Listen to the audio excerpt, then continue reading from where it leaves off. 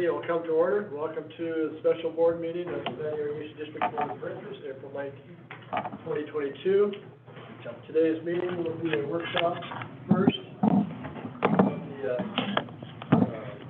Looking at NID financing options and NID cost fees and water services, followed by time certain at 4 o'clock for a plan for water meeting. The next phase, looking at resources.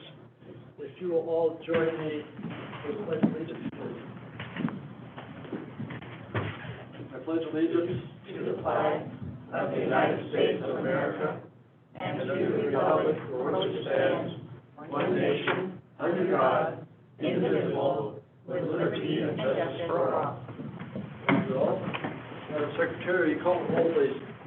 Division 1, here. Division 2, here. Division 3, here. Division 4, here. Division 5. Here. Thank you very much. And we'll note also, since this is a workshop format, there will be no action taken today on items presented, and it's we'll call it open forum. You can ask questions, make comments anytime during the meeting. Just raise your hand, start on your phone, or raise your hand, and we'll accommodate you at that time. So without, let's see, I think that's all I was going to say. We'll start with workshop items. Welcome, Chip and Aurora. How are you all today? Very good. Very good. Good afternoon, board, staff, and public. Aurora and I appear before you today to discuss NID customer financing options. There's been some ongoing discussions about all the things that NID offers to its customer base, and today we thought we'd highlight some of those. But I got to start off with a little bit of an explanation for everybody. This particular topic was agendized a while back and planned for it a while back. Since that time, the DFWLE specifically, that program came before the board, I think it was last board, maybe it was on the board. And we already had an opportunity to discuss that program in fairly good detail. We got plenty of feedback, which we appreciated. So staff is going back and reworking on that program and including the financing for it. And we'll be coming back to this board to discuss that in more greater detail in the near future. So I just wanted to highlight that. We're still going to discuss the program financially today, just at a high level. But we will be coming back to this board to discuss that in greater detail. Really today we're going to be focusing mainly on term payment financing and delinquent payments because we haven't really spent any time talking about those. So we'll try to get everybody up to speed. So I just wanted to start with that initial disclaimer. And I do think we have some public here to discuss probably the DFWLE program and the financing. So again, you're more than welcome to chime in and give your input. Thank you. Thank you. So with that, we'll start off with the slides.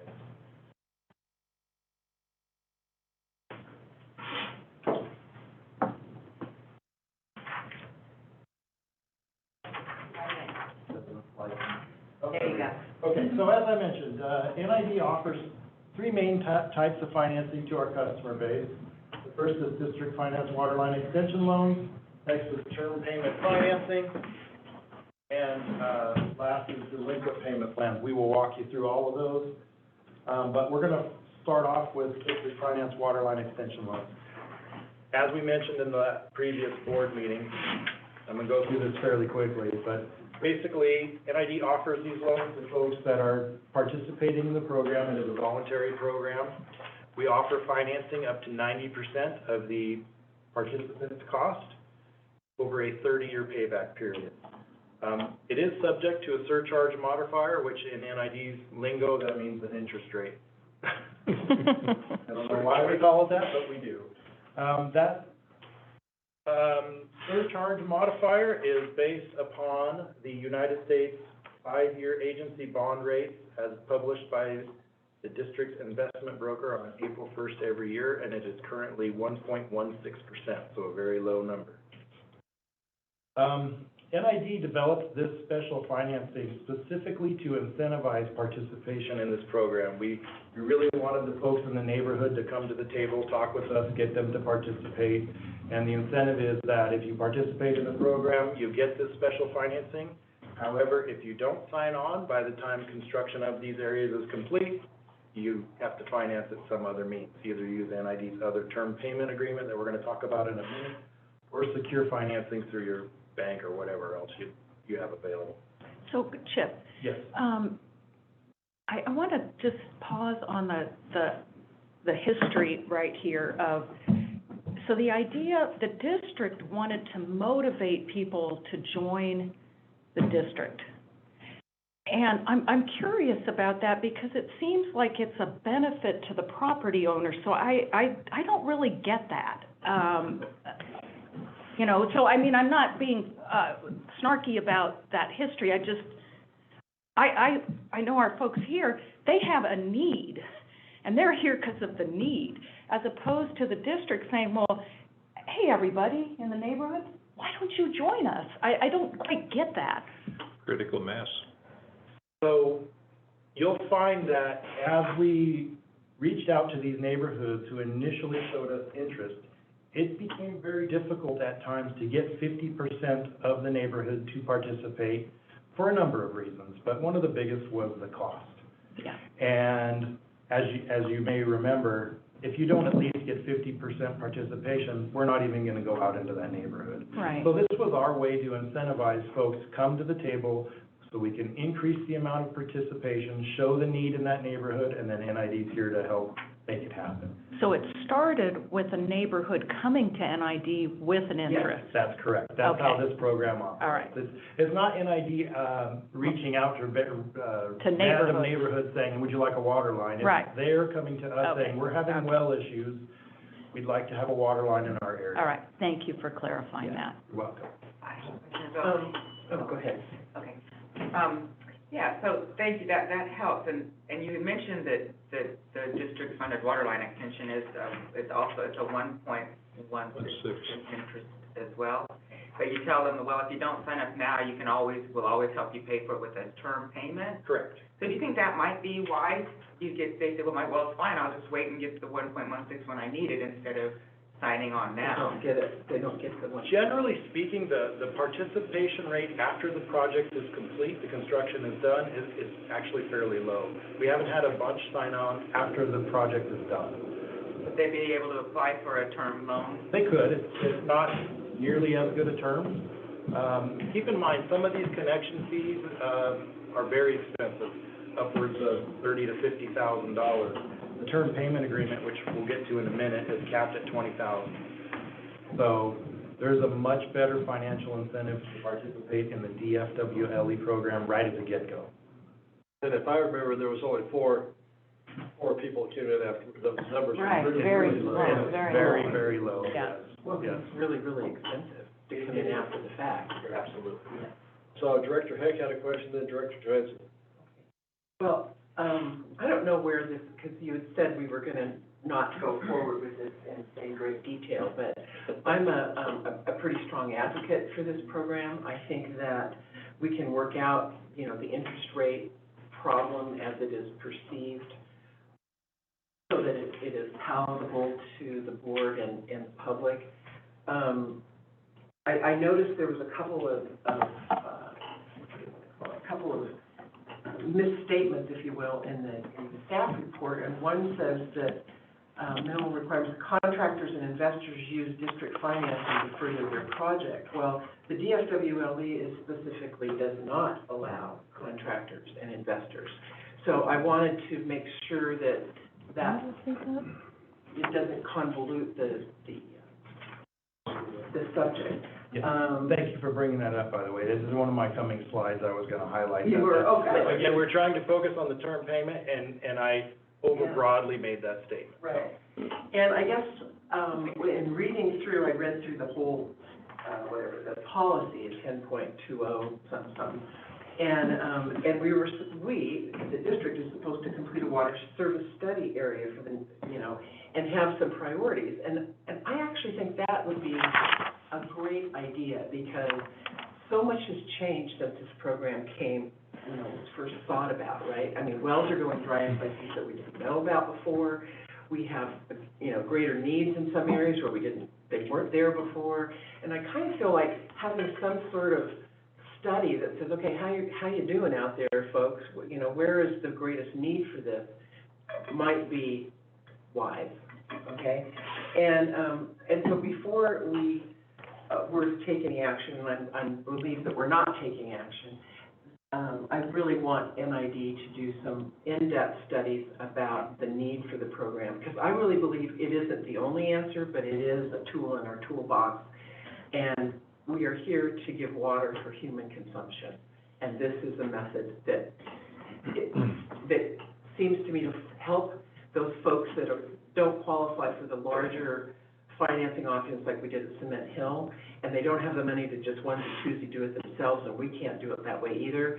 So this feels like this is a really good option, and we just maybe need to tweak it a little bit. And I just would beg my colleagues not to give serious thought to disbanding this until we have a lot more information. Thank you. Director Johansson. So, You got it in, Ricky. I got it in, Stacy. I think we're all good at that. Yeah, that's right.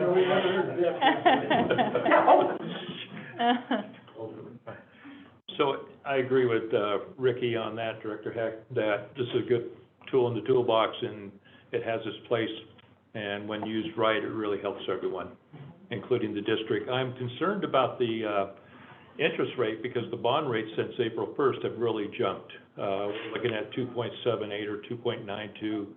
They're not inverted anymore, which is a good sign, but they're closer to 3%. And so I'd like to revisit how we set that on April 1st, because we don't have a very, we have a very volatile market, and we need to be addressing that. So we need to readjust these rates every month. We need to, because if we wait 11 months to do it again, interest rates could be in the double digit. Well, and it does go over, Rich, a long period of time, right? It's like a 30-year mortgage. So what we're offering somebody is a fixed-rate 30-year mortgage on their water. Understood. Essentially, that's what we're doing. So I agree that maybe the 5-year bond is not the right vehicle to attach the interest rate to. Maybe there's a better vehicle that is more representative of the cost of funds to the district over 30 years. There we go. I agree, but I bet there are other vehicles. And again, staff will have to look into it. Maybe you have, maybe that's. Okay. No, I actually appreciate the feedback, and I appreciate the fact that it's a workshop, so we can have those open discussions. We need to adjust that rate for this year. We're at the due date, so we'll be doing that shortly. But it will also highlight some of the challenges we're going to get to at the end of this presentation, in that our system is really not geared for financing like this. So adjustments on a monthly basis are going to be I don't think you can adjust the interest rate on a monthly basis. I think you got to do like a bank does. You set it for 3 years or 5 years or 7, or, you set it up in some fixed. It's much more dynamic than that. Yeah. Much more dynamic. No, I know, but I mean, we can talk about other options, like you set it to the treasury. Could we proceed with the Yeah, I just- presentation? 'Cause Yeah, I wanted to provide just a little bit of context before we start moving forward. So it's pretty abnormal for a public agency to provide loans for private interests, specifically in property, without there being some larger benefit for the whole. So in this particular situation, utility connections are real property interests that run with the property. They are actually add value to the property. So for example, if I was to purchase a 20-acre parcel and subdivide it into 20 acres, I would not be able to participate in this program because I would be considered a developer. A developer would be required to pay their connection fees. And so it is a little bit difficult from somewhat of a legal perspective with justifying that you're not providing a gift of public funds when you don't have this program available to everybody. You're charging an interest rate that is much less than the interest we would be receiving if we were investing the money in the market. And then we're tying up a lot of public dollars for very specific public interests. Now, district, waterline extension programs, they certainly are needed, especially in the case of the folks that are joining us again today. They obviously have a real need. I think that this particular issue, I just wanted to dial it back down to what we're talking about. It's the financing portion of it. So I do have some legal concerns with continuing financing at below market interest rates, as well as having a program that is not available to all people that ends up becoming essentially an investment in their own personal property. And so there's just a couple of challenges. And then on kind of the other side of the coin, a public agency is not good at certain things. One of those things is managing property. The other thing is managing loans. So when a public agency has a large number of loans, the way that the loan is booked into our financials is a little bit different, and most public agencies, and in fact, this is one of the things that we're not doing very well right now, and part of our comprehensive cleanup of our financial department, is that you really have to book, you know, the entire loan as a receivable, and then the receivable gets decreased over time. This is very difficult to do when you're talking about, in this case, 86 different loans, because in theory, we should have 86 different receivables on the books, and we do not. And so we are just at a disadvantage as a public agency, given some of the limitations and how we account for things on doing things properly. I do have some concerns with the financing portion of it, and I did want Chip to speak a little bit about, you know, how many loans have we given, and how many parcels have they impacted or benefited? So, at the bottom of the slide there, so specifically for the DFWLE, there's 86 parcels that are under loan, under that program, and then for the term payment that we haven't got to yet, there's another 37 parcels for that are under loan as well. So all told, what is that, 123? 23. For a total of $2.643 million. So it's no small chunk of change.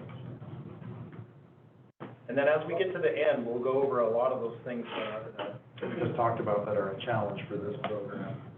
So go ahead with your presentation. Yeah. So I think we covered the DFWLE loans. Next, we'll move into term payments. Term payments is a loan program that the district developed and is defined within our rules and regulations under 6.10. It defines a maximum loan amount of up to $20,000 with a payback of 120 months or 10 years. It is also subject to the surcharge modifier or interest rate at the same rate as we discussed for the DFWLE program. It's based on the same rate. The highlight of this one is that it can be used for treated water service, capacity fees, backflow, or buy-in to improvement districts. So it's a fairly wide open program, although you notice raw water is not listed there. This is subject to late penalties and fees as established in our rules and regulations. And as I mentioned, currently there are 37 loans with an approximate remaining balance of $443,000. Now the last one to discuss today is delinquent account payment plans. Now I know we talked about financing on a lot of these. This really is not financing in my opinion. It is more or less a rule and a law, and there's no interest rate tied to it. So it's really not a loan per se in the normal sense. And this is related to water rates, purchasing water. For purchasing water, treated water. And as established by Senate Bill 998, it allows the payback of a delinquent water bills for a 3 to 12 month period. It includes late payment penalties, is not, as I mentioned, is not subject to an interest rate. And we would love to give you the count, but it changes on a daily basis. I mean, it is a moving target. And this is not one of those ones that really we can discuss in a lot of detail about changing, because it's a regulation and we're meeting the regulation, and we're going to have to abide by that. Has the Senate bill been codified? What year was that? Yeah, it was codified in, I want to say it was early 2020. We can confirm for you, though. Good to know. I wasn't percent on my mind. Okay. Okay. So, And it should also be noted that the payment plan options for delinquent utility bills is fairly common practice even before the Senate bill came around. You know, people do come upon hard times, and instead of shutting their water off, this is an option. You know, I've been using it throughout my career. This isn't as problematic, and it's in fact now, as Chip stated, it's now required. This is more of a routine business item. So then we get into the challenges. Some of these we have already heard. So number one, bullet is NID billing software was never really designed for this type of program. So it involves a ton of manual calculation, and Aurora has worn out many times, calculators just crunching away numbers. Customers don't get to see the loan balances on their statements because, again, our software was not designed to be doing this, so those are challenges. As we just mentioned, loaning to select customers, as we do in the DFW program, and not offering it to everybody as a whole, could be construed as a gift of public funds by some. I can see that. The loan programs themselves pull from our general fund and then limit what we have available to use for other things, such as capital projects.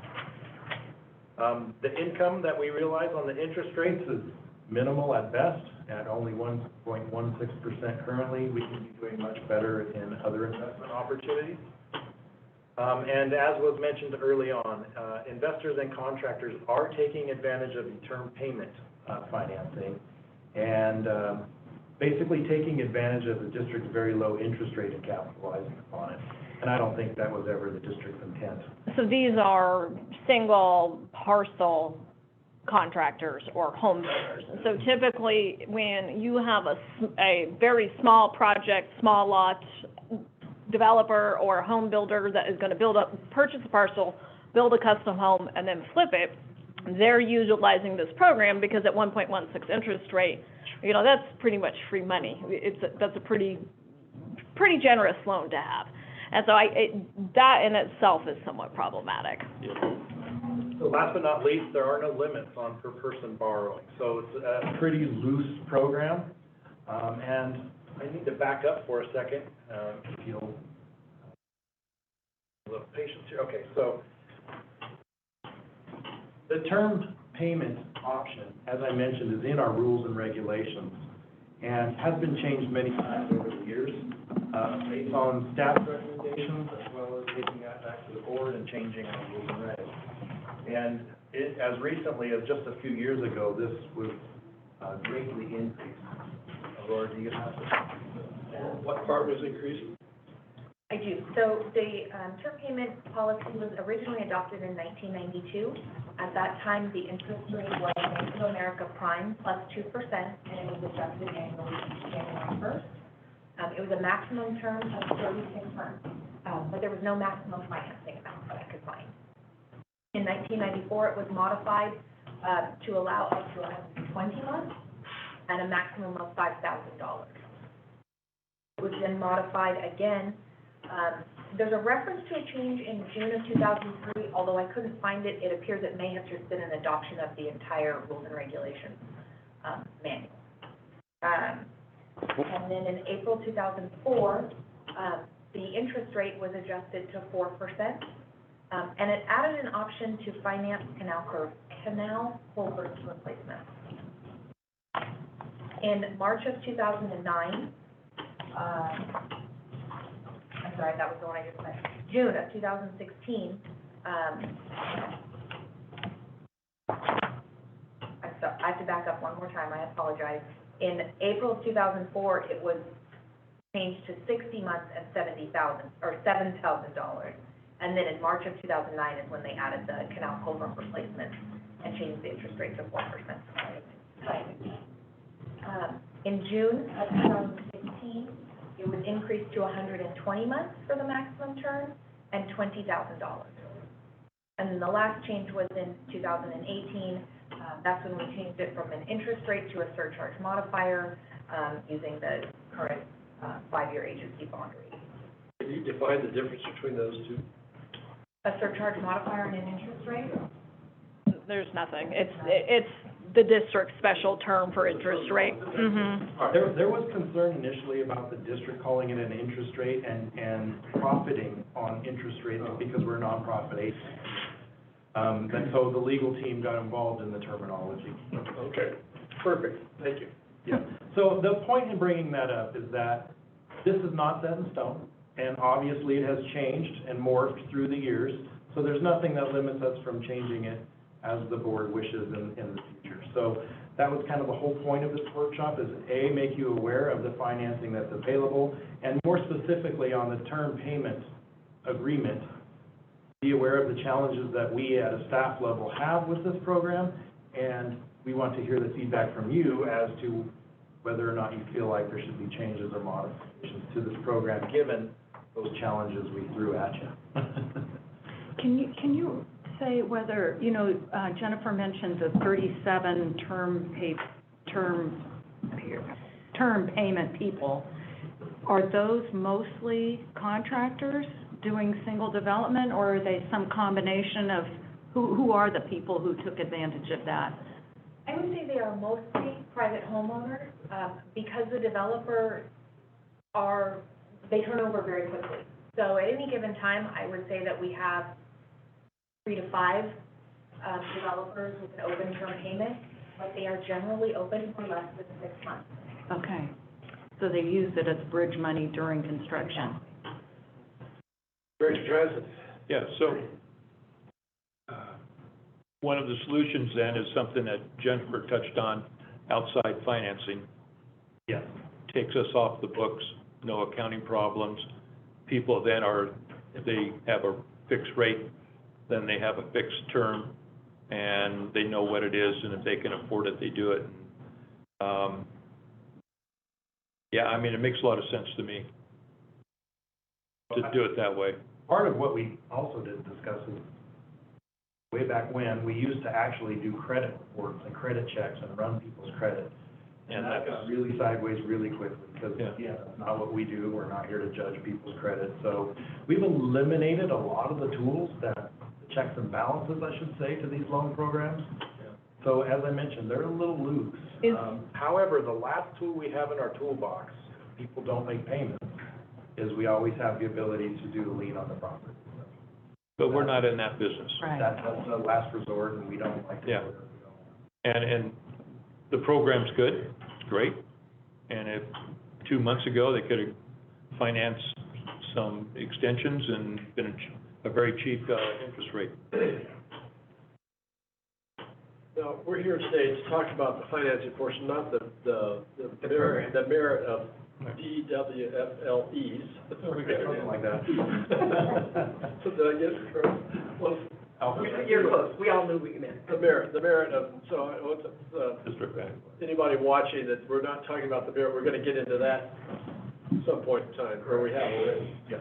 But the financing part, I think, I've pondered this quite a bit. I'm of two minds, that one's easier for me to digest and come up with an answer than the merit part of DWFLE. Anyway, that's a statement, that's all. Whether to go next, or I can go. Did you know the brackets, I know you said it was up to 4% at one point, is that the highest the interest rate's ever been? So do most of these people have different rates, and so we're calculating different rates based on the different? Yeah, that's a good question. That 4% was locked and was a flat rate for many years.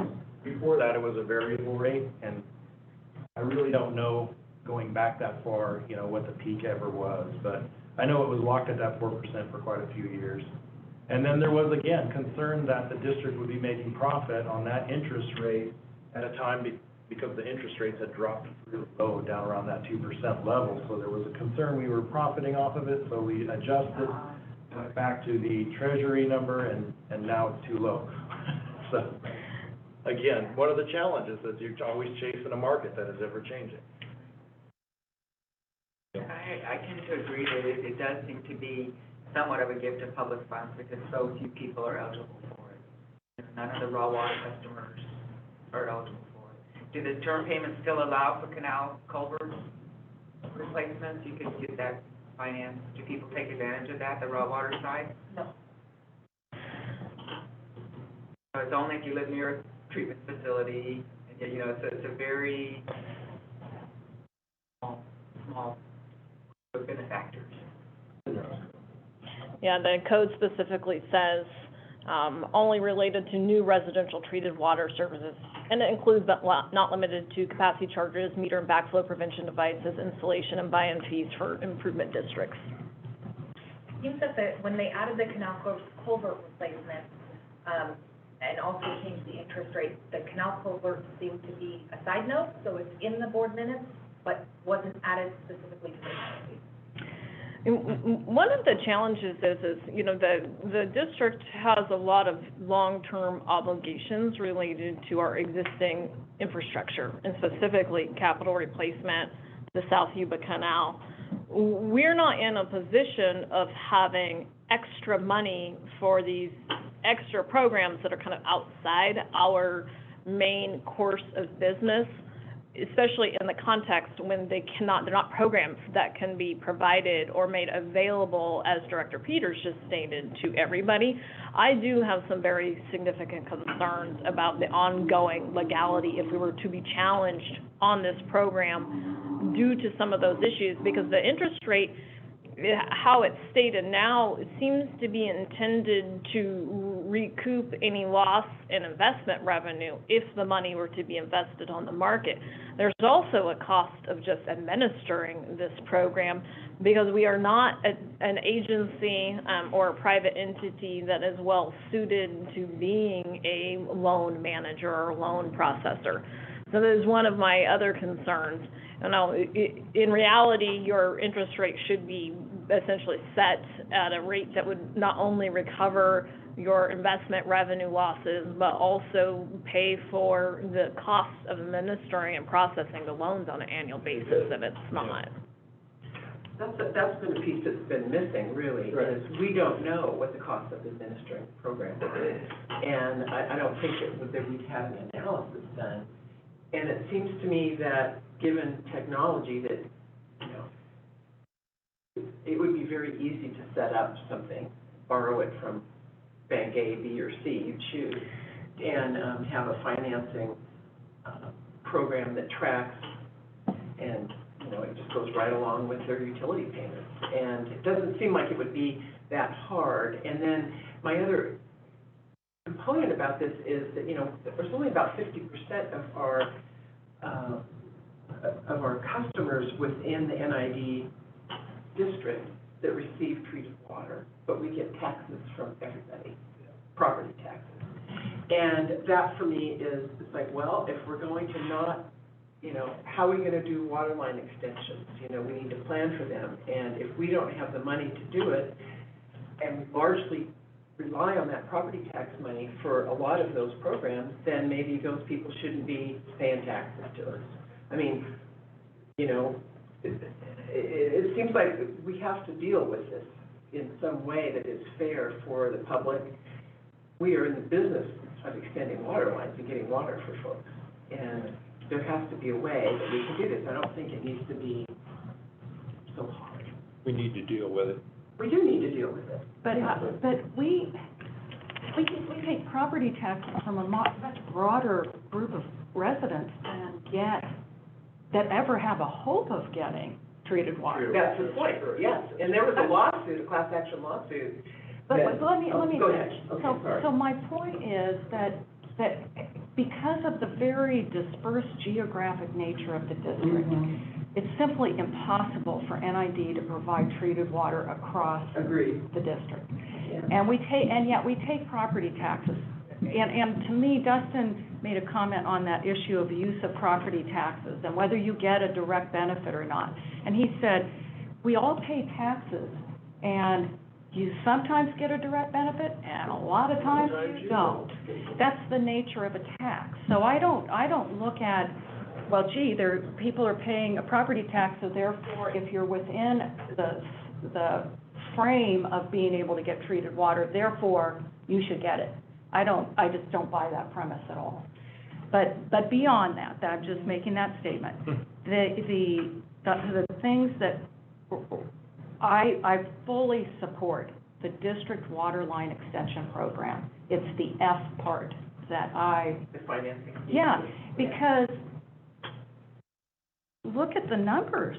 I mean, we have 123 people who have benefited from a $2.6 million investment that isn't going elsewhere to support 25,000 customers.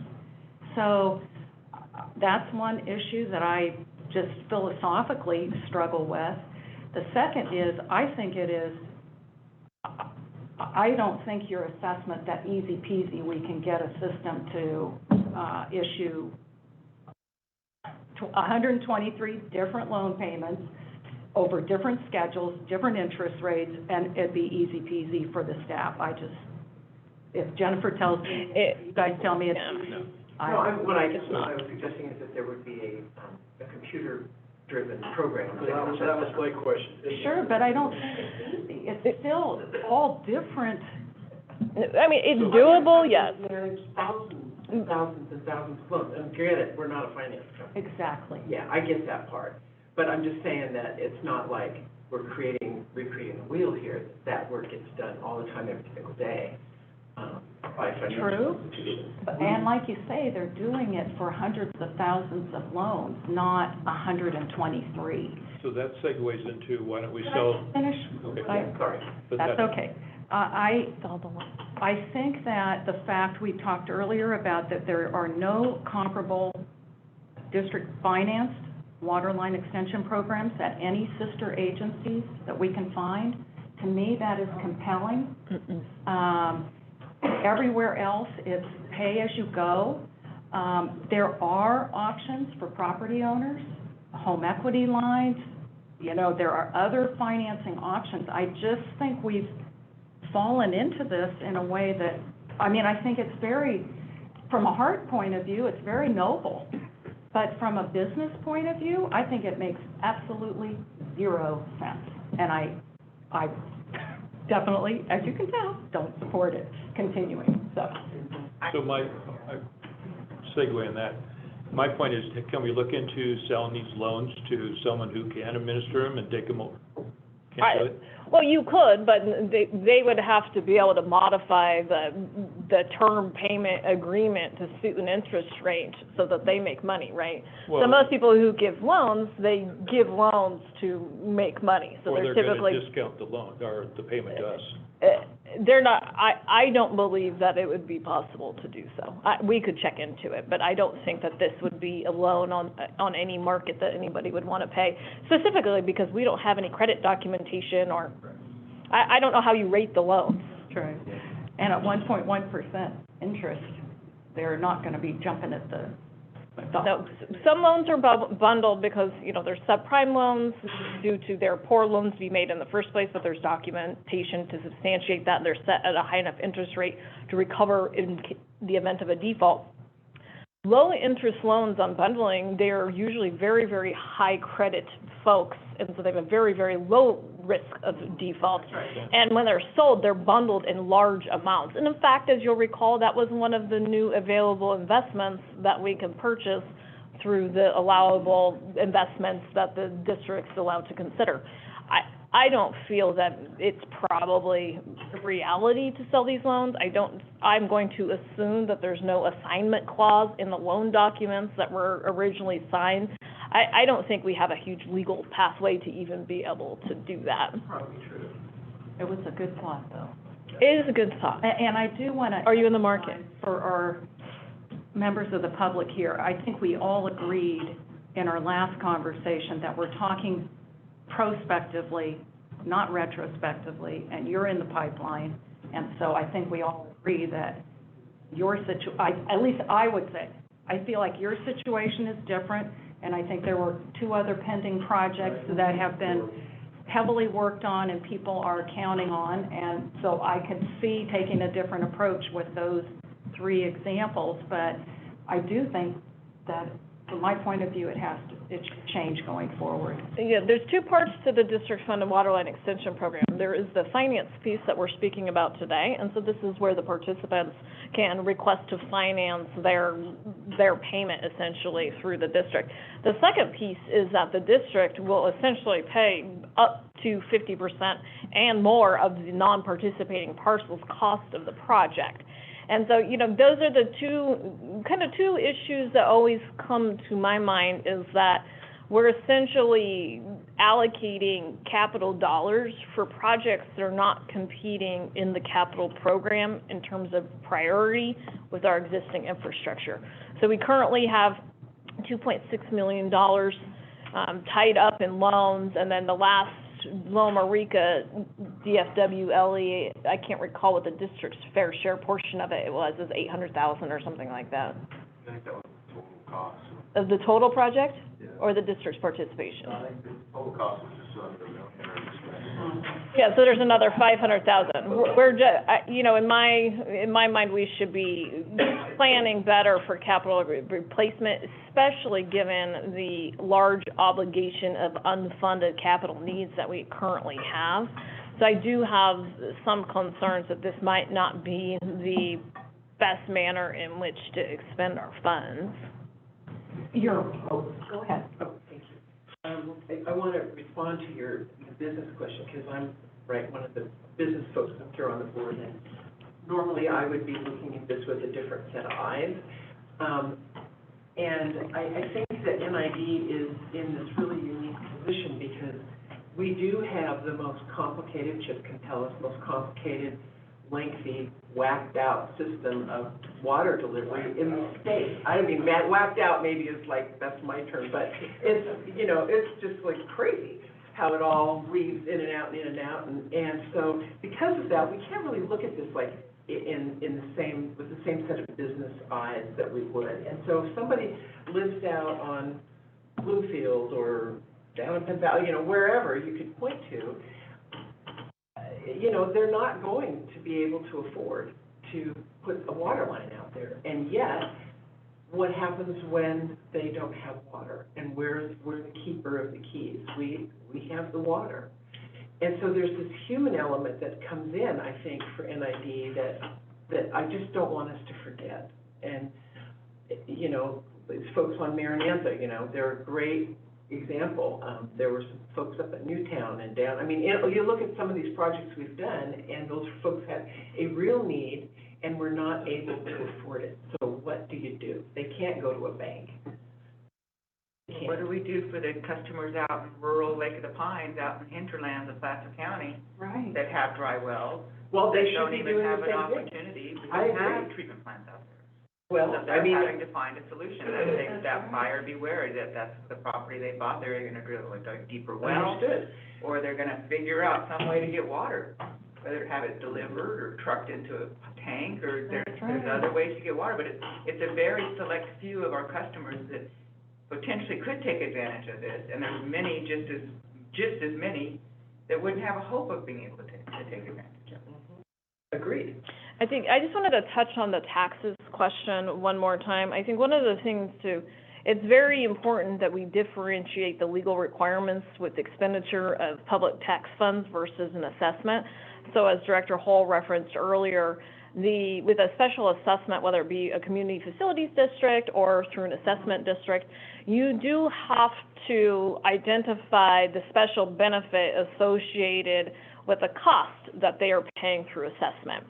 With a tax, there is no special benefit. That's why your taxes can go to building an art museum. Right. Or a bridge somewhere, or all kinds of number of programs. But not property taxes. Property taxes typically stay usually within the county in which they are collected for county purposes. So, I mean, yes. they're not building buildings. I mean, they may build a courthouse, but that's a whole different thing. Correct, but you can use property taxes in any manner in which you choose under the larger umbrella, as it's a greater benefit of the whole, and there is no special benefit requirement. And the issue is that we do not have enough money. If we could stop doing every capital project in the world right now and lay off all the staff and only do water line extension programs, we still wouldn't have enough money in the world to be able to get people who pay property taxes water. And that's why I do always want to go back to the point that, you know, water connections become a real property right that's associated and carries with the property.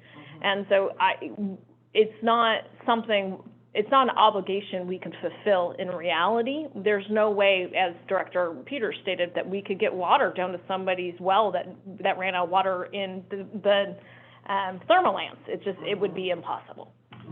You know, if I may, I also struggle with this conversation because the amount of tax we actually give is only 1% of the incremental increase year over year. So it's a very small amount, at least initially.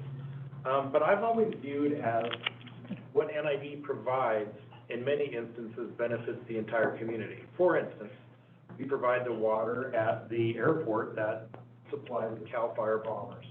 That's an entire community benefit. The hydrants throughout the treated water system, some of them actually reach out into pretty remote areas, is a benefit to the entire community. The 500 miles of canals that we have, granted, not everyone can connect to them, but at least it's a source of water supply during an emergency event that the fire departments can use. So, you know, there are some benefits that I truly think reach district-wide. I agree. Even though they don't specifically connect.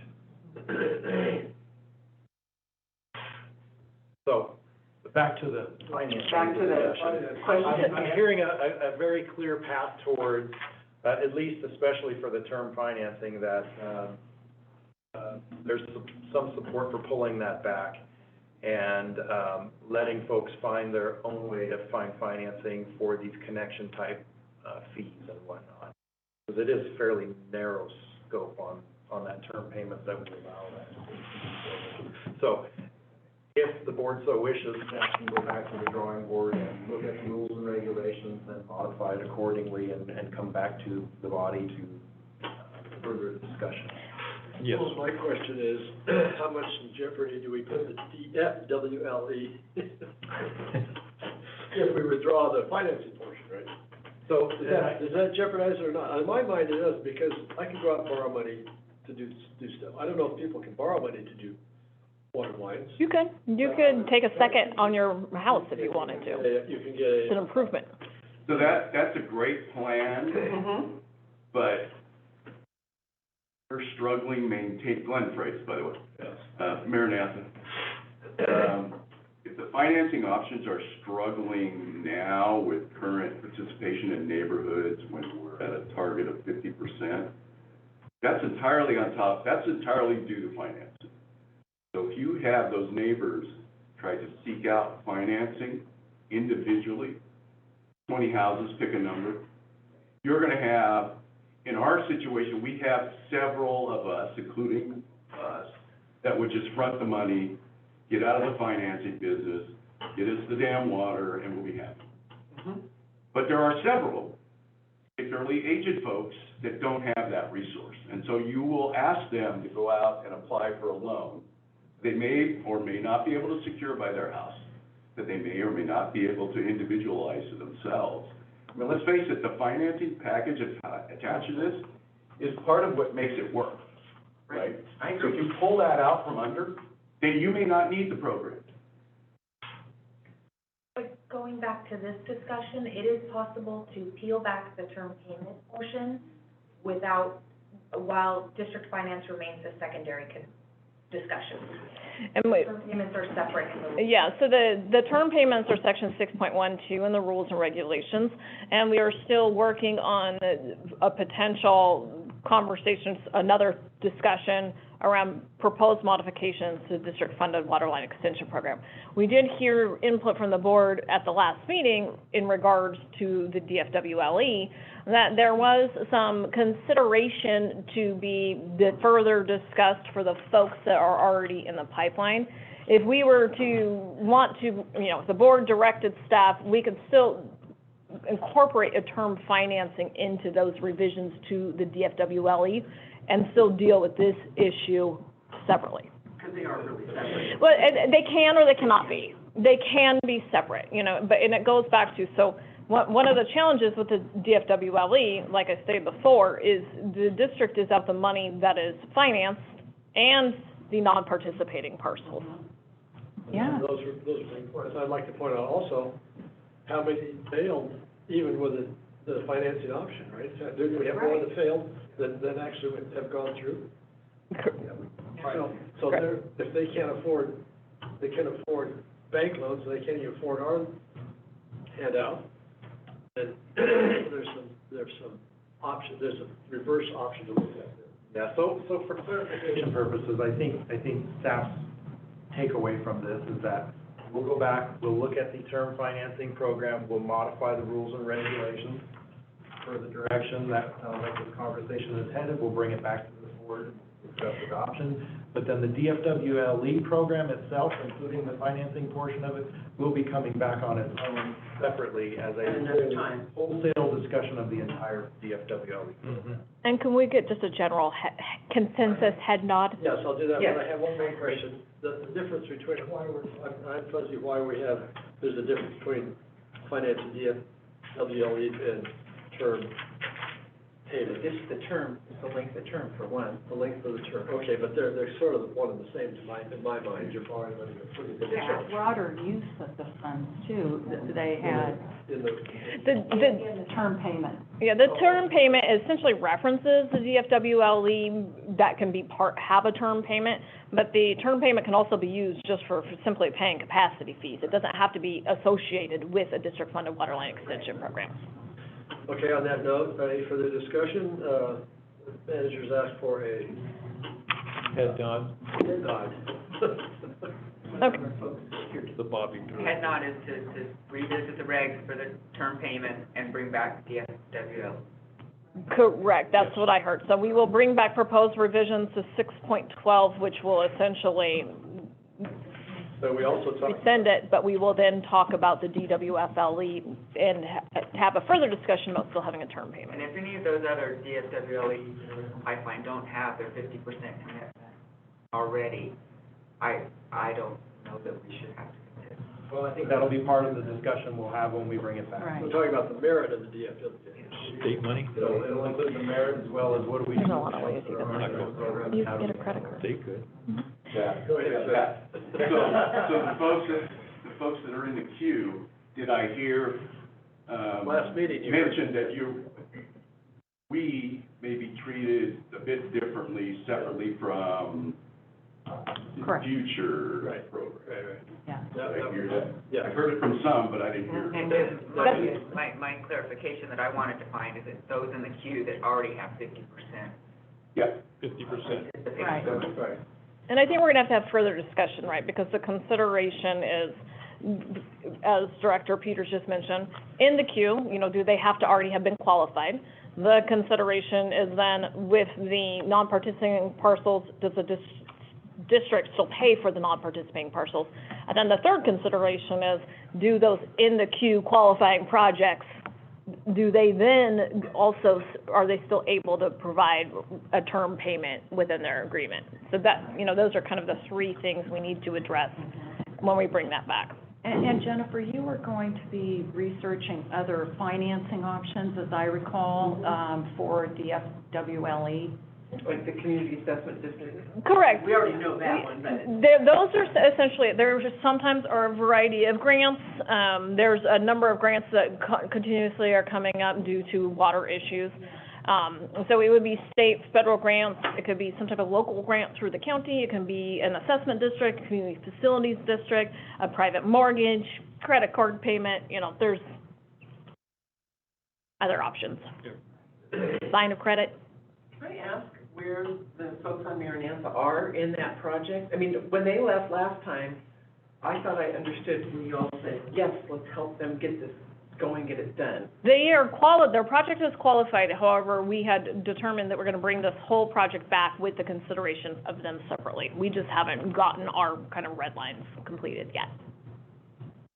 Okay, So that's a little different than I remember, but that's that's okay. different than I remember. And what I remember that we really saw their situation, they're out of water and they're trucking water, and that they had a dire situation at present, and that. I had understood we were bringing it back as a full package, but we can, because we also need to address the other folks that are in the pipeline. So we can get this together in short order unless you want to bring Maranatha back as a one-off. It still has the same issues associated with the other three projects that are in the pipeline. The project's not gonna be done overnight. No, I thought we were gonna do it. I did too, I thought we were gonna, Get it going. Was there three? Yeah. there's three, there's actually a fourth that has been sitting there. So there's 4 projects in the pipeline. And are they sitting there because we want to change our policy? They were sitting there based off of the board's previous direction to put the program on hold. So this is prior to the last time we talked about it. Not in the budget. And they're not budgeted right now. So So- as I recall, it was, we would come back to the board with a proposed new program, but we would also address the 4 that were pending, and they would be treated a little bit differently because they're already in the queue. Those details haven't been worked out yet. Okay. Yeah, it wasn't my understanding that we were to bring Maranatha back as a separate item. Okay. I think it makes sense to see them as a package so we know what we're committing to in total. My recommendation would be to look at the Yeah. those 4 projects together, Yeah. regardless of what you do with the DFWLA. Yeah. Okay. So, President Beerwagon, as a quick time check, we are running out of time, and we had another item. So my recommendation for your consideration would be to table 2.2B, off-season water services, so that we can adhere to our promised time certain for the plan for water. Will do. Would, Thank you, Chip, Aurora, and for joining us. Welcome back to the second half of our meeting. This is the plan for water. We're moving on to stage 3 of the plan for water, the watershed. I remind the public and visitors that this is a workshop-type meeting to ask questions anytime during the meeting or comments. We'll take them anytime. So we would ask that you allow for the initial presentation to be made before we start asking questions. So with that, Jennifer, our General Manager, General Hanson, will be facilitating the meeting after the presentation by Mr. Greg Jones.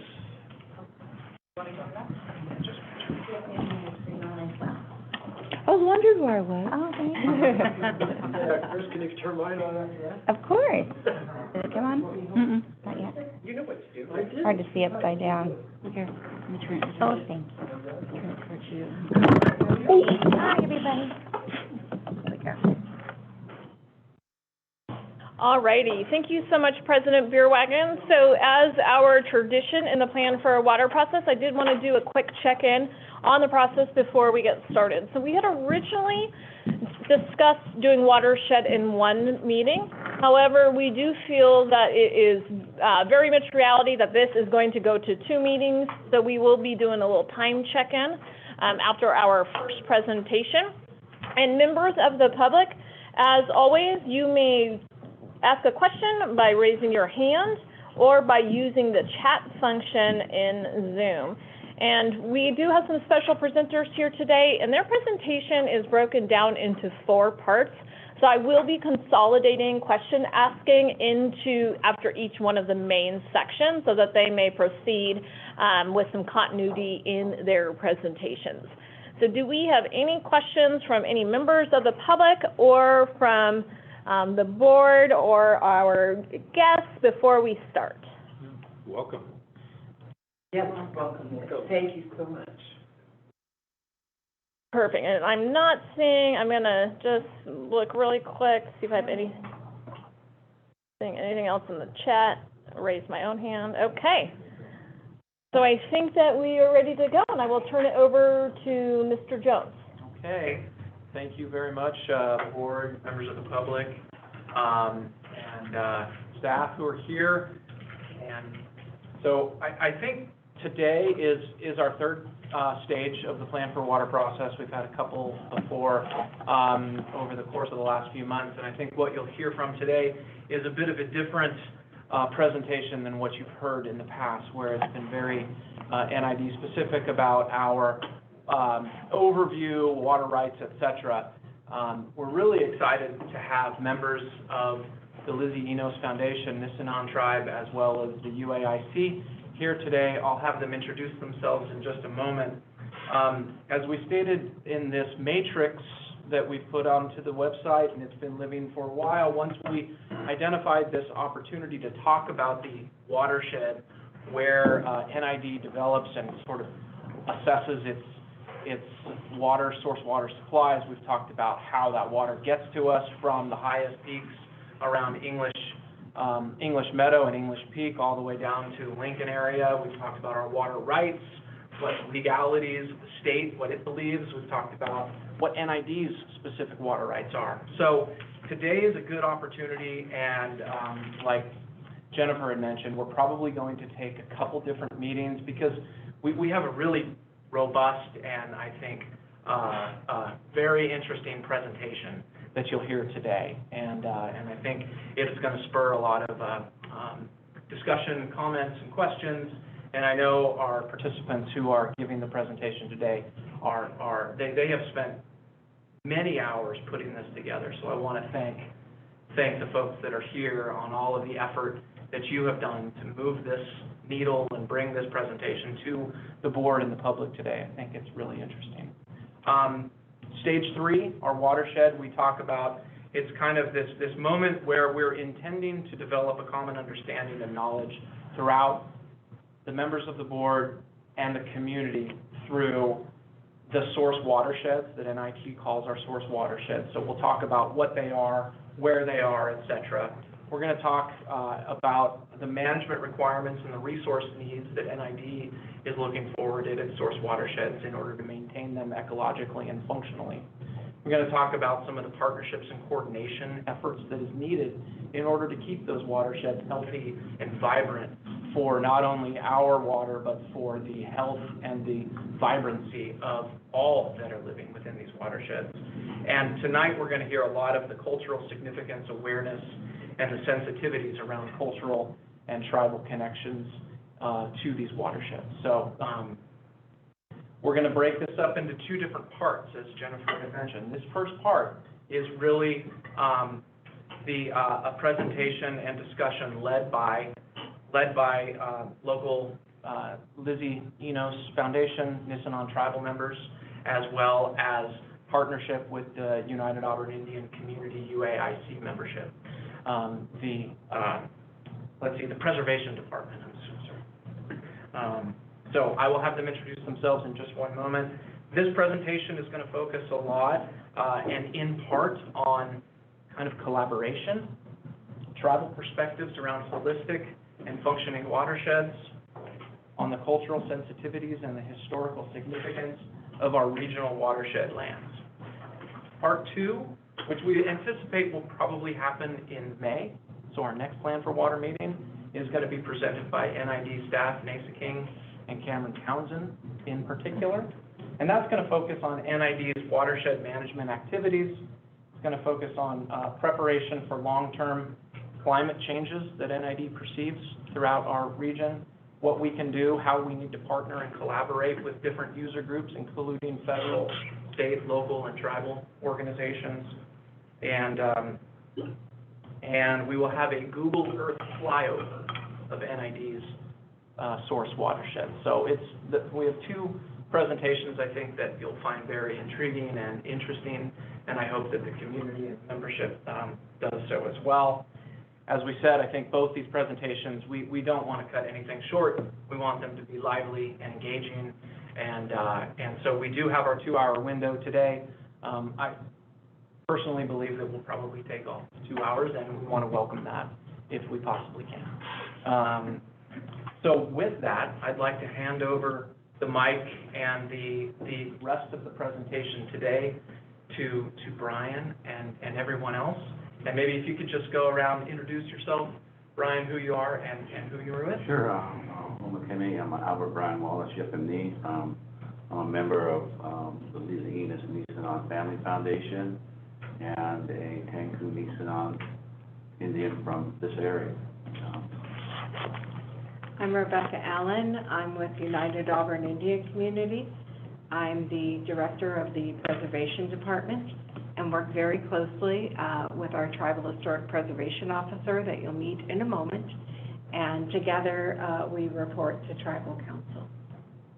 Homokani, Wanda Rose, Enos Bachelor, Nisenan Nimne. Nisenan Homok, Enos Kelly Wallace, Yape Muse, our family is called. Nisek Humwa, Wakadotna, Nevada City, in Chukwupagande, Tanku, Rodeo Springs, Tuyamom, Colfax. Our families from Nevada City, Cement Hill, Colfax, and Clipper Gap, Auburn area. Nisenan Homok, Ista, Auburn, Grass Valley, Cedar Ridge, Applegate, Carson City, Dresselsville, Rockland. Our family currently resides there. So we are part of the Lizzie Enos Nisenan Family Foundation. And we come here in to share the cultural sensitivity as well as bring awareness. And I wanted to mention also that my family is the Kellys from Cement Hill, and I am the great-granddaughter of Chief Laluk of Lewis Kelly from there. Homokani, Annie Yapani. I'm a member of the Lizzie, Enos, Nisenan, Homework Family Foundation, and I'm also Kanku and Washoe. Good afternoon, I'm Matthew Moore. I am the Tribal Historic Preservation Officer for United Auburn Indian Community. I'm here today representing Auburn, but I am also here to support the Lizzie Enos Family Foundation. We've been working closely together for the past few weeks and coming up with some really hopefully valuable information that you can come away with and maybe have a little better understanding of cultural values, and not just cultural values, but I really feel like this is family values when it boils down to. So, we come with an open heart and an open mind, and hope you enjoy the presentation. Thank you. Hi, my name is Sherilyn Ashmead, and I'm a Cultural Regulatory Specialist with United Auburn Indian Communities Preservation Department.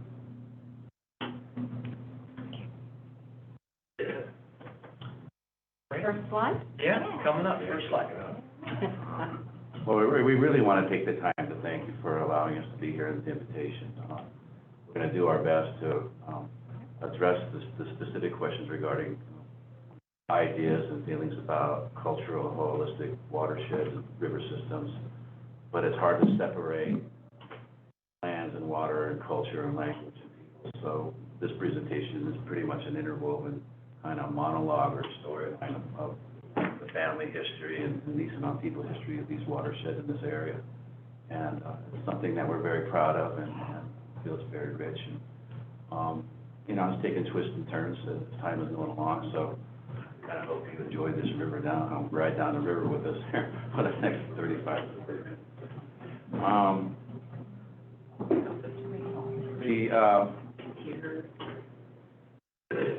The explanation for this title is Nisenan Hamwak Wa'a'ami, and it's Nisenan Momem Yoka Amadi. It's Nisenan watersheds and the cultural and biological restoration of these watersheds. And this was the original questions and interests that we were expressing. I'm sorry. My man just a tech person.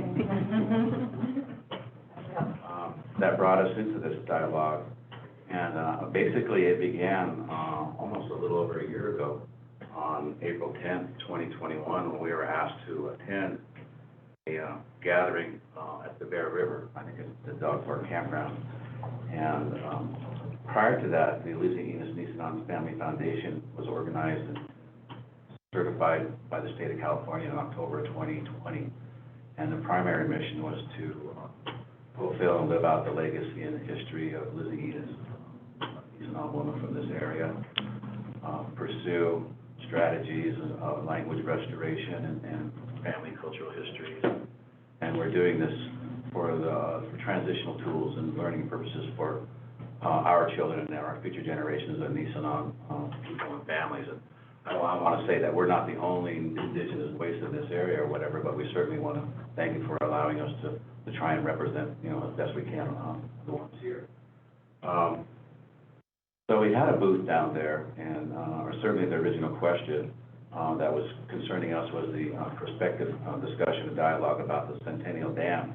But at that point, we were informed of the previous and pending NID plan for water and strategic planning process that was pending, coming in the summer and then starting to take shape during the fall.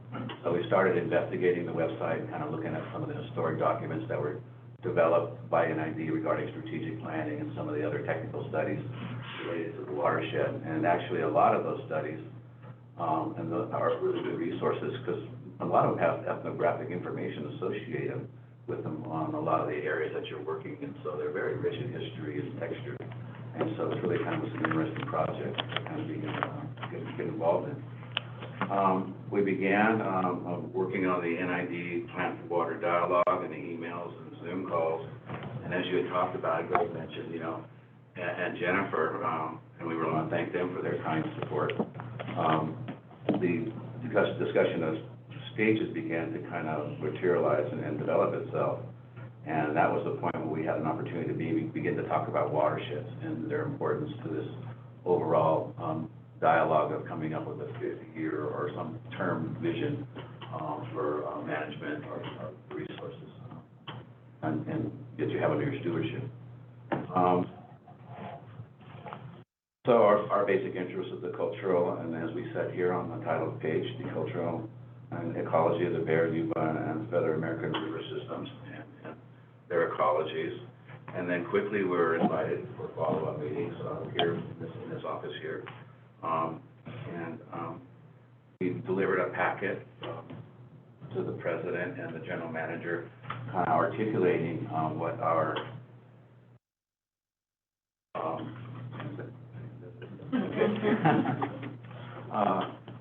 points that were of interest were, and then certainly about the background of the Family Foundation, and that we really wanted to work this dialogue to help us pursue healthy and resilient Nisenan futures for our families and our culture, our history, and things that we want to pass on to our children and their children.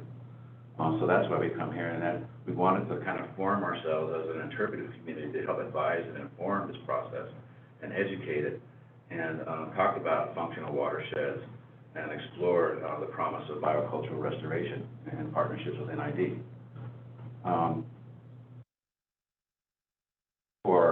As has been mentioned, our family and the people here in this area have a long-lasting relationship with these watersheds, and they're a significant part of our oral history, and the prayers and songs that are related to the area. It actually marks the breadth of time. And so it was with significant interest that we wanted to talk about this, but our greatest fear was that we just didn't want the dialogue to reduce itself to only seeing the watersheds as places that take things and sell. And I'm not saying, just put that out there. That's kind of where we were coming from early on. The discussions of the dam thing really scared us.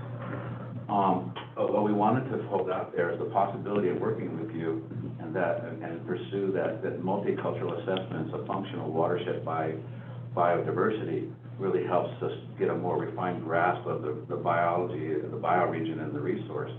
And I think it's a bountiful realm for collaboration for us in the future.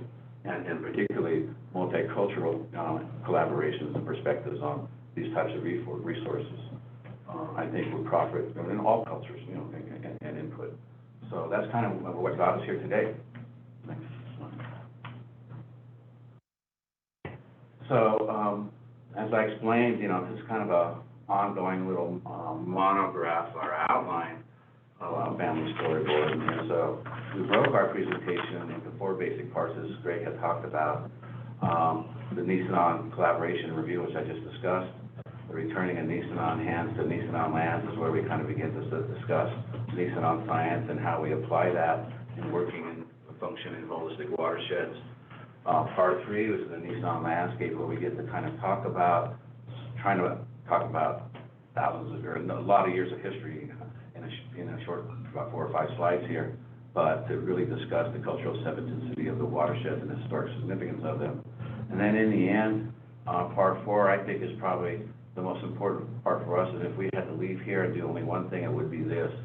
And as we went along was that it really became clear to us that we, as Nisenan people, really need to express the river itself and its voice rather than our voice, as a, I don't want to say an intro, as a part, whatever.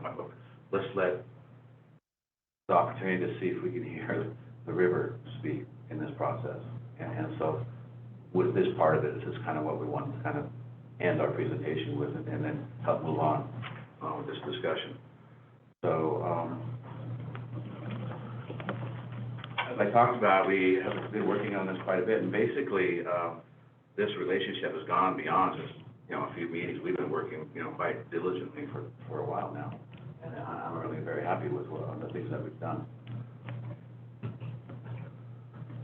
When we had our meeting, this was the checklist that we used, just to kind of monitor our progress along. And we kind of go back to this every once in a while to make sure we're kind of staying on our playbook, so to speak, and following this, but it generally just discussed the point that I covered a little while ago. So, but this is part of the historic record that we're creating and, you know, almost a knowledge artifact for our foundation. So it's important, because we've never really had a chance to have this discussion for a long, long time. Early on, we tried to figure out how can we kind of help come up with a way to translate the values of Nisenan, the worldviews and perspectives about watersheds into the dialogue that was forming itself now, which is kind of giving kind of a more Western scientific or a more familiar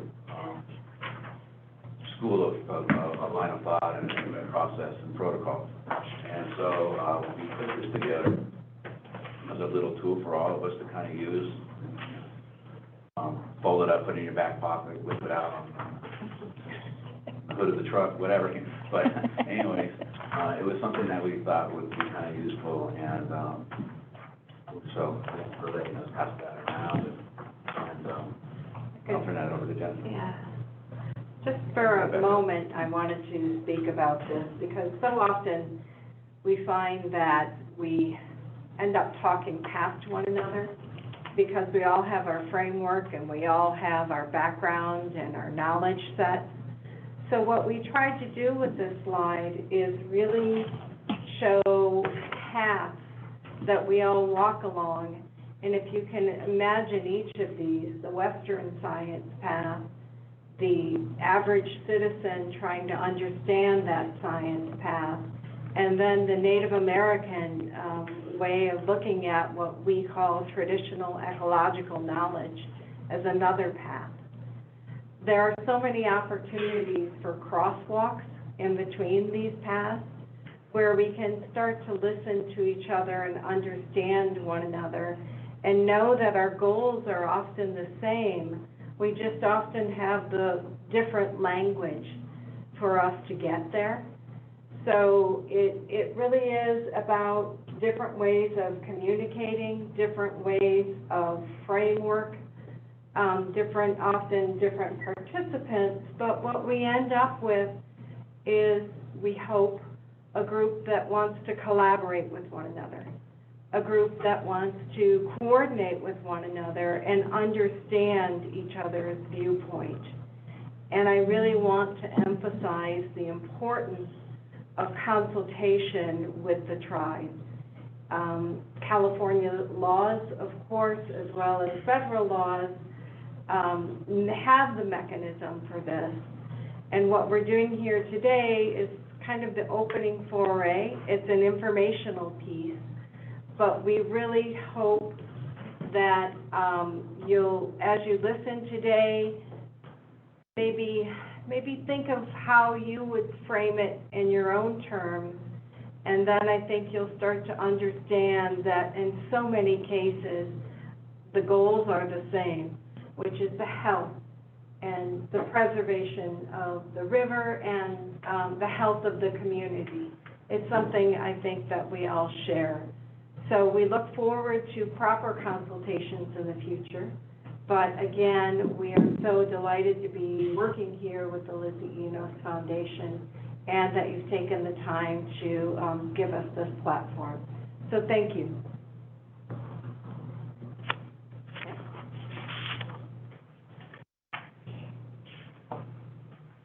This slide, as we've got along in this process, you know, we're learning too and developing stuff, and so one of the things that we're involved in the foundation is language development and resuscitation and revitalization, so to speak. One time someone asked me, or asked a colleague of mine, well, why do you want to speak Indian? And the answer was, well, why do you speak English? So, but I mean, for us, it's a way of communicating with each other, transferring knowledge, passing on knowledge, making our way through this phenomenon called life, you know. And so it is very, very important for us. So the ability for us to kind of use language again and use it in this way, and also reimagining Nisenan worlds and lifetimes and ontologies and epistemologies and histories is just very healthy. And it's just a very good feeling, and it brings a lot of things forward in terms of old knowledge and old information that's very, very good for all of us. So I just wanted to comment on that particular little part, but I guess at this point, was there any questions that we've got coming in? We have not gotten any questions yet. Just a quick reminder to the folks, when we're rustling papers, when somebody's talking, it really does interrupt the sound quality on their microphones. Is this okay for the board? Could you go back to the previous slide? Could you talk about, the context for this? Yes, that would help me too. All righty. Yeah, this is great. There's a pointer. I'm okay. If you want to point, you can now. Okay. I'll delete it.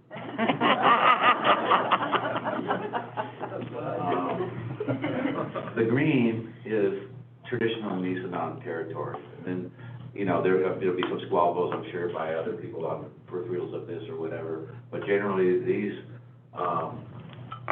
the map for this and the scale of this is coming off of a lot of surveys from the early 1800s and whatnot. So actually, we have some qualifying language on the map that tells you where that's coming from. So this is a Nisenan-centric world.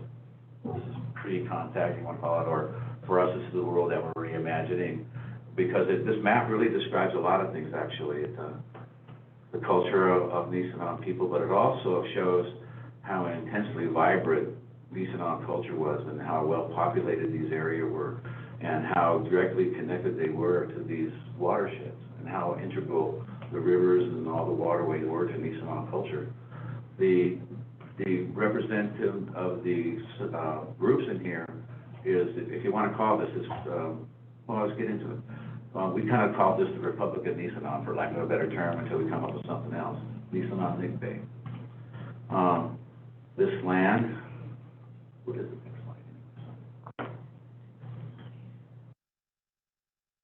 Yeah. Okay, same thing. We'll just use this one. Let's go back to the first one. Okay, so it's approximately 5,340 square miles, 3,417,600 acres. Nisenan territory at one time included 9 counties, polar parts of Sierra, Yuba, Butte, Sutter, Plumas, Nevada, Placer, El Dorado, and Sacramento. As you see in here, and then the next slide, it includes 7 different separate watersheds of what we're talking about now: the Upper Yuba, the Upper Bear, the Hunt Headwaters, and Lower Feather, North Fork American, South Fork American, Lower American, Upper Cook, and Upper Auburn. If you look at the geographical textures of these areas, and I'll get back into the language groups on the other map, there's mountains, meadows, riparian watershed, rivers, lowland valleys, canyons, and plains. The Coon Sale landscape, or otherwise known as Bear River drainage, is a very important valley foothill transition area for Nisenan and foothill Nisenan peoples. And so this geography is a highly sensitive area, a valley and foothill Nisenan procurement area, and a large part, or a part of a larger network of trading relationships and connected cultures to the east and west of the Bear River Nisenan. Within these areas, there's a unique material, culture of assemblages, petroglyphs, inter-site relationships, burial areas, cemetery sites, roundhouses, and villages. In these areas, mostly along the drainages of these watersheds, were Nisenan towns and villages that at pre-contact time actually rivaled the populations of eastern cities. Nisenan territory was far from a vacant and empty territory. It was full of culture. These different groups here were actually different language dialect groups, even within Nisenan culture themselves. And so these dialect groups actually represented political organizations and distinct groups. And actually, so head people were designated for some of these areas, and eventually at some point would come together and come to consensus on major issues of concerning the nation at that time. You know, seasonal issues, climate, you know, trade.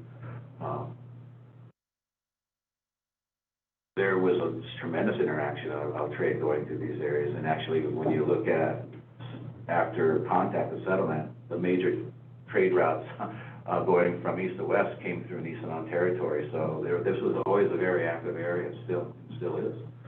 I had a question. Sure. These, I think I heard you right, these are dialect names, they aren't town names or area names, they were all different languages? Yes, sir. Mhm. Really? Dialects within, Nisenan languages, so. Amazing. So, there's, 10 different opinions on one word. And, and then actually Nisenan language structure is a multiplicity of layers of meanings anyway, so we always go around and around, particularly in this effort of revitalizing our language, of trying to not, or hesitate from correcting each other about what's the right way to say this particular word, because you'll be in an endless circle going around about that. And I had another question real quick. When I was growing up, I didn't know the term Nisenan until later on, but in our community, it was known as the Maidu people. Mhm. Can you explain the difference to that and what that means? Nisenan and Maidu people are distinct, separate groups. There's the northern Maidu, and at one point, there's southern Maidu and central Maidu, but that was later changed to where the Nisenan became kind of more designated as a separate, distinct culture rather than a part of the Maidu culture. Okay. And so that's kind of how it plays itself out. There's still northern Maidu, and then there's Concow above that, and then below us, there's Miwok cultures and societies and political worlds and cultures. Anthropologists and historians like to group people. Hmm. So they kind of group these larger people together, but the individual identities were always there. They were just simplified for Western science. Okay. The fragmenting of the Indian, if you go to a library, they're spread all over the place. They're not one particular, subject. It becomes a subset of anthropology or something. Right. So, I mean, again, part of this whole project is kind of putting that all back together, putting it into a whole, a recognizable whole for that our people can remember and thrive again as. But yeah, they're distinct, and actually those dialect groups also were political distinction groups, too. So it was a very dense fabric of culture, and the language was vibrant, and there was a dialogue that was going on. Yes? Thank you. So within the dialect groups that you just pointed out here, was there different leadership within each dialect group? Yes. Yes, okay. Not made up political group. Yes. What political? Like political subdivision. Mhm. Precisely. If you wanted to look at this as a country, that would have been states. I see.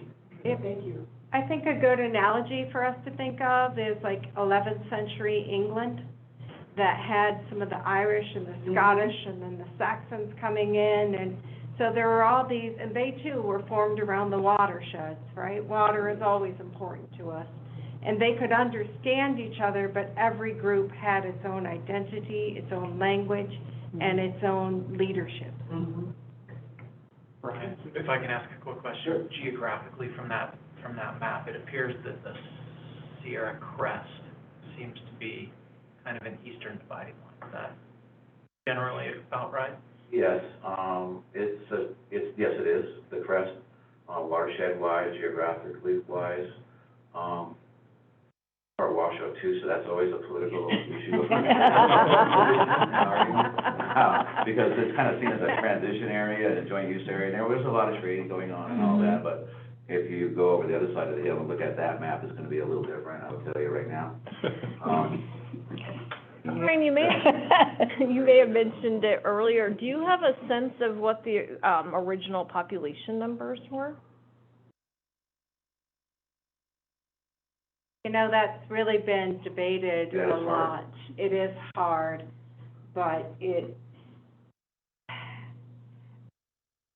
I will say that early anthropologists really lowered the numbers, and the more we understand about how people were living in this area, then you can see, rather than the early kind of 20,000 numbers that people were talking about, it was more up into the 100,000 area. And that's because we know more about the resources. We've started to talk to the natives themselves about who know their own family history. So but it's hard to reconstruct. but we know that this was a well-populated area. Early explorers were just really surprised at how many people they encountered. I think one number was 310,000, in this area, not particularly this, but, you know, statewide, you know, whatever. But it was hard because the official counting didn't happen until there were significantly reduced Indians to start counting in the first place. And then the question of, like, Nisenan people that contact and about when the activities of, you know, the economic activities of that, the Nisenan reduced by 70% at that point.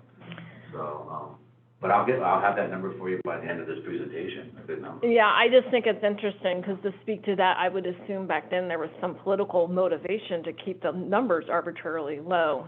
Well, they were actually pretty high. In some of the towns, a number of the towns, Nisenan, there were 2,000 or 3,000 members of these villages. I was talking about from anthropology perspective, Yeah. From an evil perspective, you would, Yeah, you would probably keep it low. Well, it There was, was a function to kind of have well, there's this legal term, it's actually the basis of constitutional law, terra nullius, and it's the concept of vacant land. So, it's the basis of Western property law. should we go to the next one? We've covered a lot of this. I mean, we just more than anything wanted to show how watershed-centric our culture is, and then just how Nisenan territory was watersheds, rivers, from, you know, the mountains to the valleys and connecting to the rivers. The upper, so the music of life echoed through these canyons, you know, very loudly.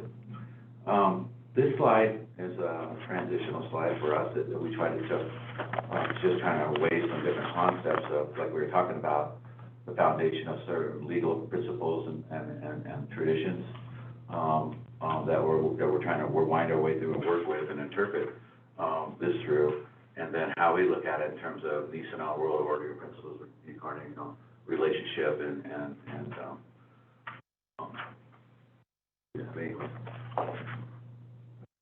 reciprocity. Should know that, look at it 100 times. And then transitioning this thinking, you know, we talked about, you know, how close this is to, like, maybe understanding some of the things talked about in the School of Evolutionary Biology. There's a rule called the Hamilton Rule that actually says there's an adaptive genetic advantage for taking care of, looking out for other people, in this case, or creatures, species, in our context systems, rivers, watersheds, and not necessarily seeing them as others but as relatives or cousins, I guess, is the way I'm trying to put it. And so, and then if you kind of follow along that thinking, the school or the Academy of Environmental Psychology kind of talks about connectedness and relationships with people and then things as well. So we just kind of wanted to use this, before we leave, that is kind of to go back to the slide. Everybody loves this picture of our brothers, the grizzly bear habitat, and how closely that was related to us too.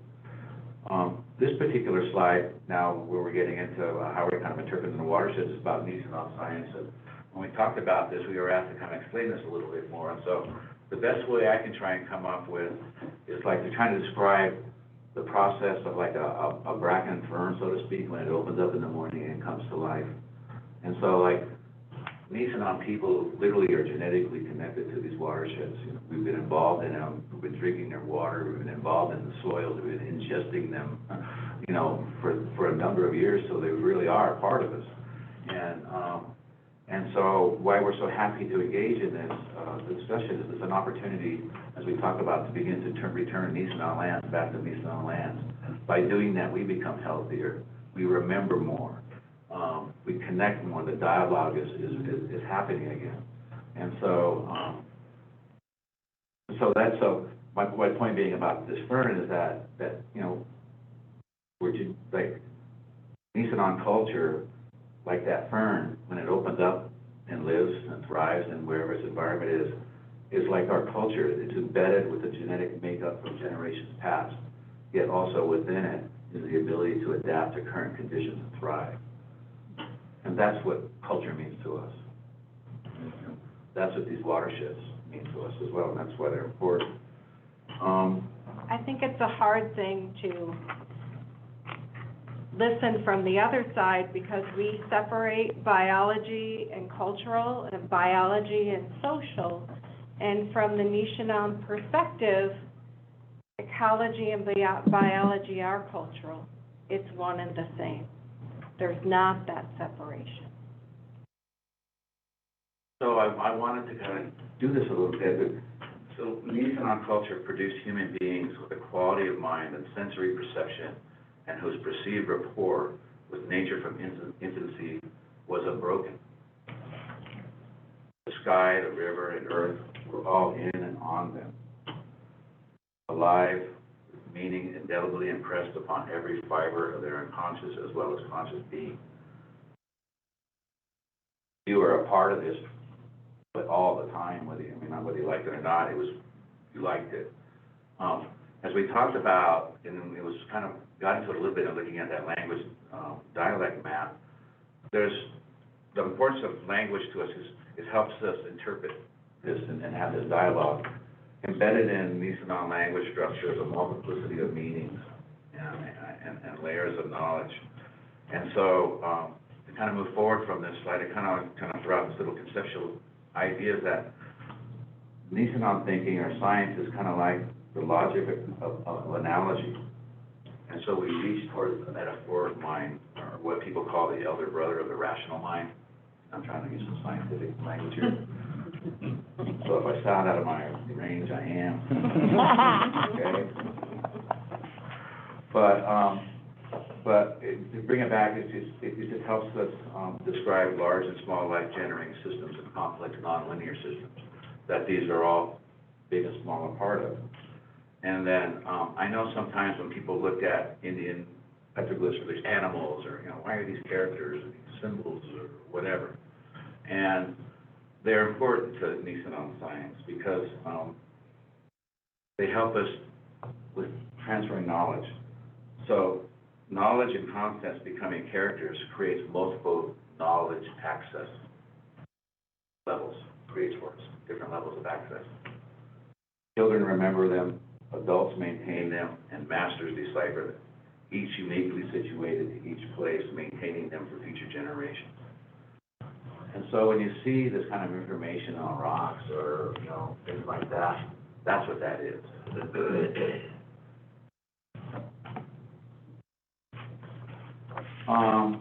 I'm really trying to move along quickly. Oh, you're just fine. Great, right. Yeah. You don't have to explain. This particular side, this is my uncle Dalbert Castro, the famous Nisenan artist. And he spent his life interpreting Nisenan culture in art and paintings. And he's a very highly sought after collector artist. But unfortunately, recently passed away this last October. We wanted to put this on here to honor him too. So to kind of transition to now, we've been asked to kind of, what impacts you about watersheds? Why are you interested in all that? So to try and narrow this into a watershed, this position, we'll narrow this that our science helps us, it's adaptable through time and the present. It provides us a culturally shaped awareness. It helps us genetically relate to these watersheds. It has an environmental context, and it comes from our most important teachers, language, the elders, and the land. And basically, it turns into like a deep domain knowledge base of people and concepts of land, language, and the ceremonial cycle and sacred histories that we honor.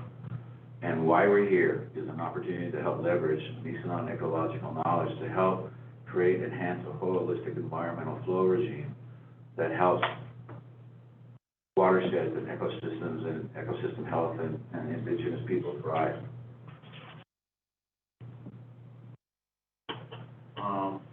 This site pretty much speaks for itself. The Nisenan recognized Say of the river as an invisible material metaphysical entity and treasure, which is inherently connected to this area. And so it's the tributaries, the springs, the fisheries, the lakes, the say, the geothermal springs, you know, the water, all of it.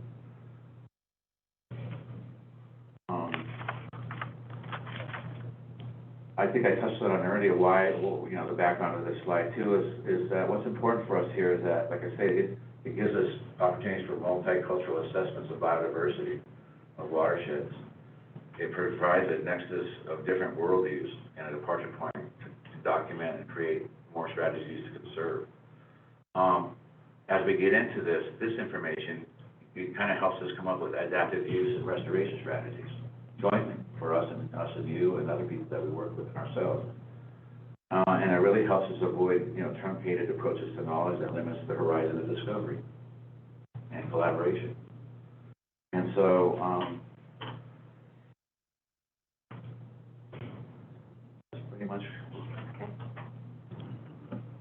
This next one is kind of, okay, well, we wanted to make sure you didn't think, we're not drive-by Indians. This has depth and texture and meaning and history, and so this just isn't metaphorical, lyrical stuff, you know. It really is very important. So we wanted to articulate what really returning Nisenan hands to Nisenan lands means, and kind of describe and zero in on you know, the environmental lifestyle of Nisenan people.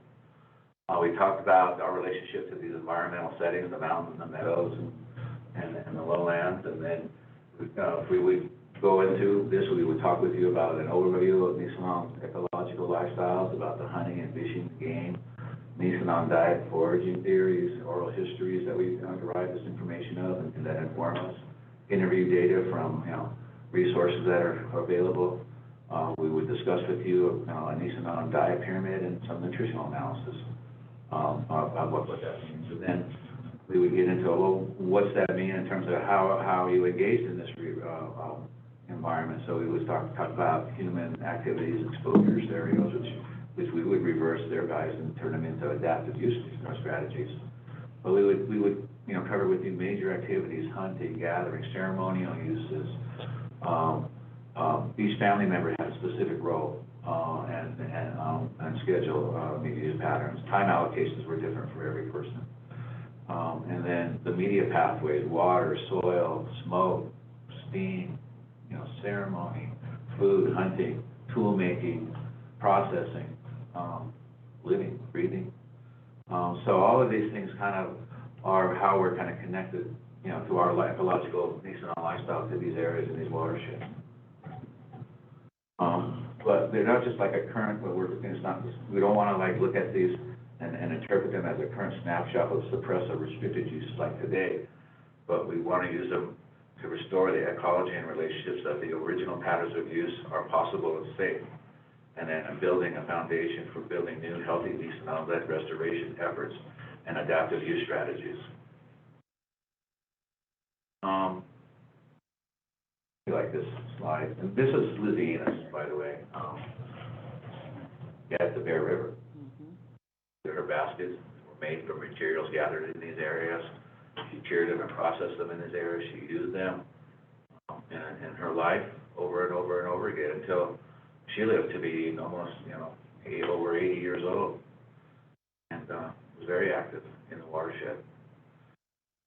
Manzanita, acorn, willow, redbud, seeds being used in these slides here. I think over on the right, you can see her leaching acorn flour with the river water from the Bear River. The pine needles were used to help leach out the tannic acid in the acorn and process the food. The soils were used, the filters, the sand she would, you know, it was all done in the riverbed with water from the river. So, gathering, you know, I'll go through this as you can see it. Ceremonial uses, material, food processing, fishing and hunting. I wanted to share you with a little story, like just particularly pick one particular medium or source of material, and I'll talk about the incense cedar, Momin Cha, I think I say it. Iboceterus permanens, I think is the Latin term. For Nisenan people, the limbs were used to make bows, which were called pandok. The small limb branches were used as water breakers in the acorn leaching process you see Big Grandma using there in the river. And the outdoor granaries were made of cedar bark. Northwest Maidu used the tips of the branches were used as water breakers to make acorn and leaching process as well. And they used them because they're said to give them much a pleasing flavor. The concow used cedar bark for semi-subterranean houses. The concow because it was quite waterproof. The bark from dead trees, either standing or fallen, was used. Burnt cedar was used as a bluish dye for cactus. And so I just wanted to share with you a little story because language has embedded in it knowledge and information. But here's a little story about the cedar from the concow. Here's a concow story concerning cedar.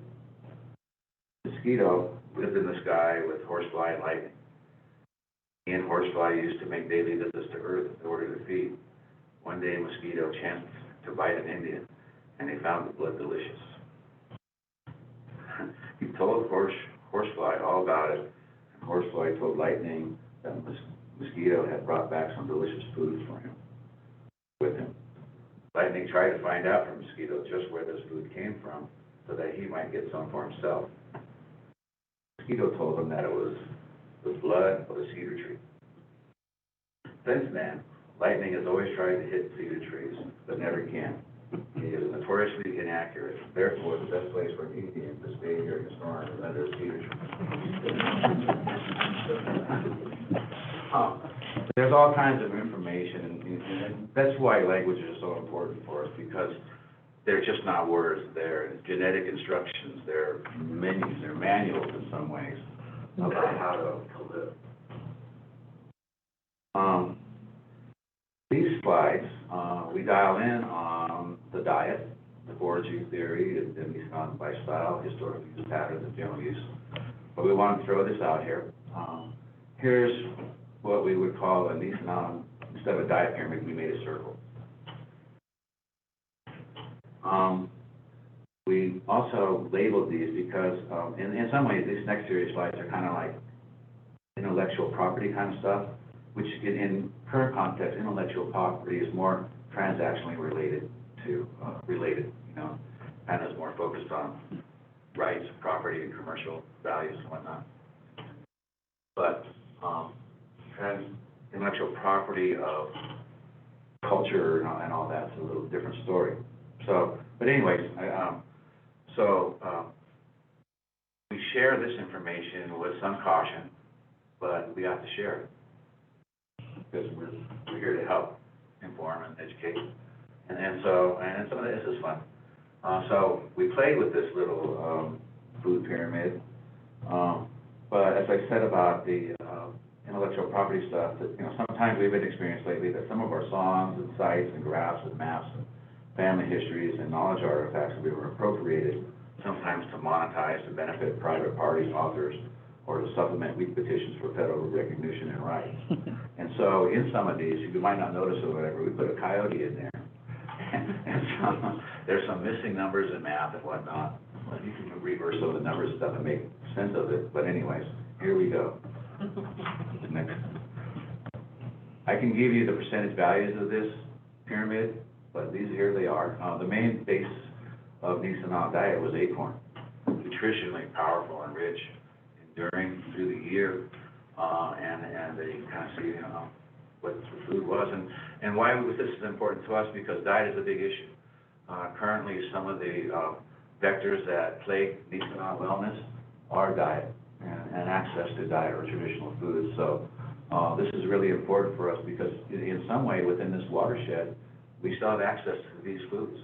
And if we can have menus and the food pyramid, and then we put that together with Nisenan ecological traditional knowledge, we can begin to reverse, some of the chronic diseases that have been plaguing our communities and other communities directly. I mean, the answer is within our grasp right here. I have a question about the acorns, because that's fascinating to me. They know about the tannic acid. Once it's is it made into a flour and then made into,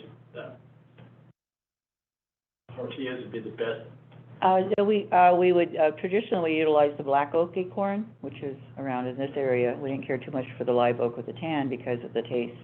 And then, you would gather the acorn in the fall time, and then you would crack it open, and you would take the red, skin off of it. And then we would, pound it, in a little grinding area, and, then we would make it into a flour, and then, we would, make a kind of a bed, and then we're kind of the modern Indians nowadays.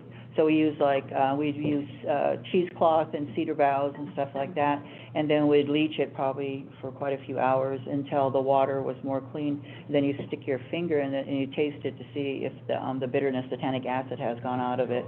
And then, traditionally, they would cook it in baskets, with, wooden tongs, wooden tongs and then the, volcanic rocks, because they get really hot in the fire, and then take them in and out without burning the basket. And then they have a consistency similar to the Hawaiian poi. Okay. And then we would, you can utilize that with sea salt from the trade routes and or, berries and or other seeds that they would utilize, but it was one of the main staples. And it's still done today. We have our acorn maker right here. There's also ways. In case we get hungry. Yes.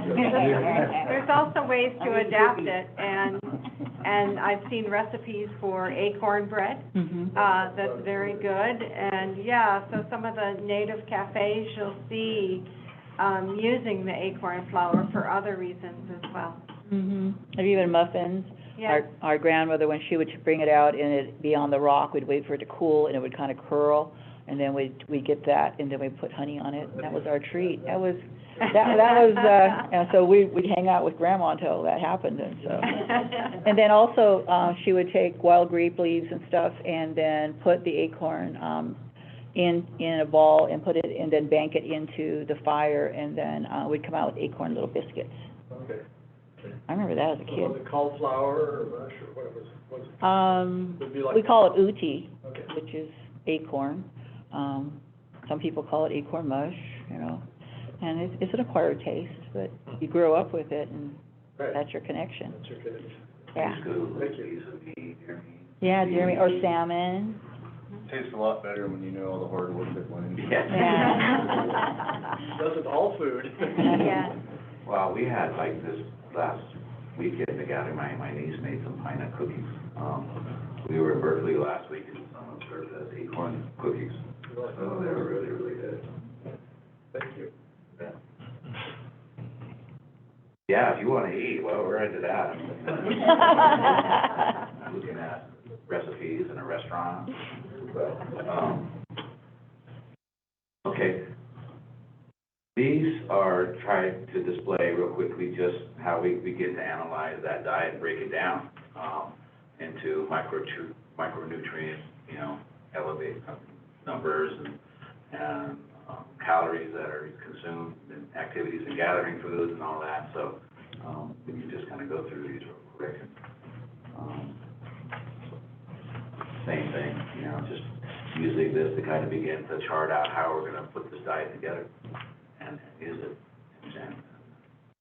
So, these are some of those crosswalks, right, between the traditional ecological knowledge, our everyday kind of science and knowledge, and then breaking it down into more the food pyramids and the nutritional values that we all see on the back of our canned products.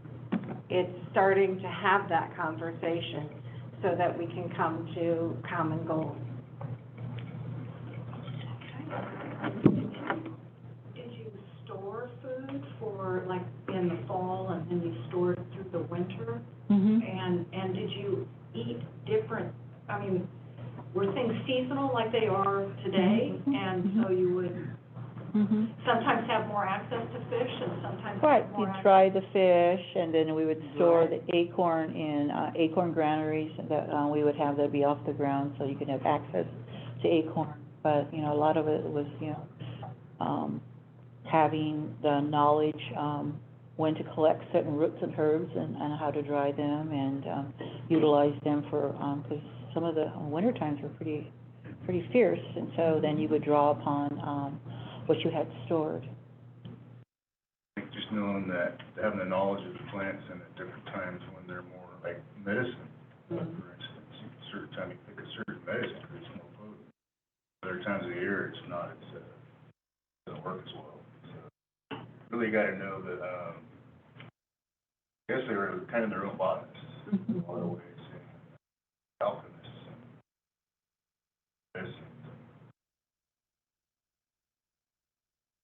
I would, they understood the connection between them and the plants and the land.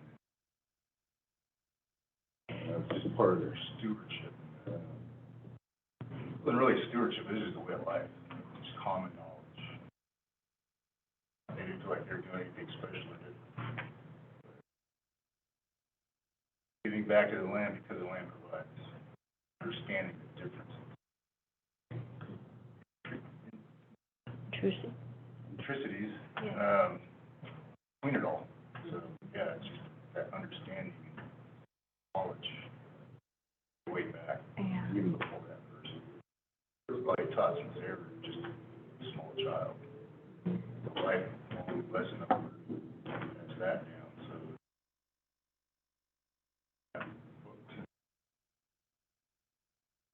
yeah, WebMDs, you know, it was legit. Technology was,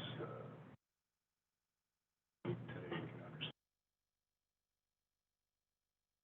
understand. Was that advanced? Well, today you hear a lot about, when you read descriptions of the natives in this area, that you'll also often see that they're called hunter-gatherers, as though they were just kind of happily tripping through the forest, finding their food, right? And it's much more intense than that. It's a forest agriculture.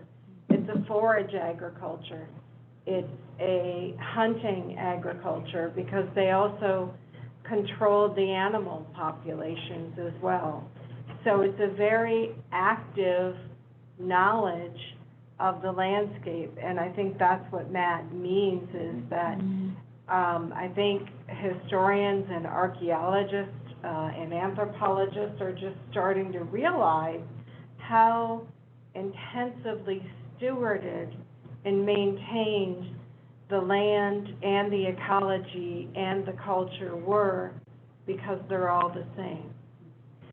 Matt, we spoke before about using fire on a landscape, maintaining landscape in order for, on a seasonal basis, you know, you can come back after a winter and berries are there and seeds are available. Can you talk a little bit about how fire was utilized? Sure. Microphone, I think the folks were hearing. Come on up. Come on You're up, gonna take me Jay. down this rabbit hole. Talk to the right guy. As far as fire, I think, today we really refer to it as cultural fire, or indigenous fire. It's kind of the original form of prescribed fire.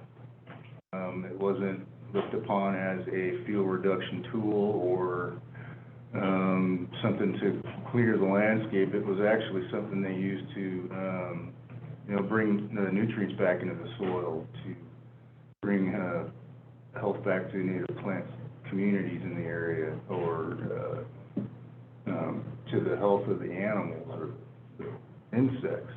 All these things rely on fire because it's, other than carbon sequestration, which is important for water quality, soil health, it relates to everything on the land and in the land, even the air. So with the intentional burning of the land, when the Europeans first came here, they noticed that everything was very park-like setting. No fuels, no overgrowth, everything was healthy. Plant spacing and arrangement was appropriate. It looked like, obviously was heavily tended to by human hands. And they noticed that these people were burning everywhere all the time, in particular the fall. That was the preferred time of the year to do this type of burning, because that gives you all winter for that regeneration. That seed bed in many cases, is sitting there dormant, waiting for that opportunity, and that's what fire provides. It opens up canopies, it illuminates fuels, as we look at now, is a major deal, because we're very overloaded with fuels. Which I think is directly one of the leading causes to part of the climate change and global warming, because we haven't been managing the lands. Fire was banned and outlawed at some point for not just tribal people, but for ranchers. And that European attitude towards fire was just completely opposite, and it took them a long time to figure out why we were doing it. And after a while, they started to see that, oh, gee, there's actually benefits from this. And they started to pick up on that. That's when you see ranchers starting to burn their land more and more often. Because of the overgrazing, you have to burn. Otherwise, you're gonna have nothing but invasives like what we see today.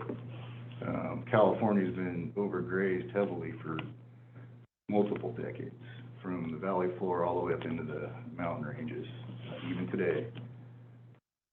So the importance of that, actually the elimination of the cultural burning is kind of what leads us up to today, and the reason why we have all these problems with wildfire. Even when people have the proper spacing, they're still losing their homes and getting a lot of property damage because of these intense fires. We had the river fire. I mean, that's kind of the proof right there, proof's in the pudding. If that canyon, that watershed was burned in an ethical way, with good fire on the ground, none of that would have happened. Never been a kind of a horrendous situation that it became. Do you have a sense of what precipitated the outlawing of burning? Because I grew up with the opposite. I'm European, but I grew up with we burned, right? Yeah, it was a state. Yeah, early on it was a state. They made it illegal to, a lot of the cultural activities that we did was banned, and burning was one of them. And since then, it's really been kind of a taboo kind of subject, certain people and groups. But I think the message that I've been really trying to get across to, and this is what I've been doing, working with burn networks and workshops and PBAs, and trying to educate them on the concept that indigenous burning is something completely different than what you're used to seeing on TV, say, for instance, when they talk about an escape prescribed fire. I mean, anytime you have that, there's something negligent happen. Indigenous burning, that doesn't happen because we really preach the low intensity, slow burning, back burning type fires, which do much more benefit than harm. You're not creating so much heat, you're getting too deep into the soil, you're burning off the seedbed. You might actually help invasive plants, because they are also fire adapted in some ways, so they can spread seed through heat. But aside from trying to eliminate the invasive species population throughout the landscape, it's bringing back that health back into our forests and our ecosystems, which leads to everything else. It just trickles down, literally, with water. It helps clean the water, absorbs all the toxins and impurities, carbon sequestration. That was the rabbit hole. No, I think that I think this is so interesting that we're starting to pile up some comments from the public. So I was going to take a moment to ask some of those questions before we get too far behind. And some of them I think are going to be fairly quick, and some are going to probably take a while. So the first question is essentially, can we get some clarification on which Nisenan groups are being represented today? And I think it's in reference back to our original map. Today, we're being represented by the Tanku Nisenan. Okay. Upper Bear River Water. You want to go? And Oh, sorry. see if I can get Yeah. my back.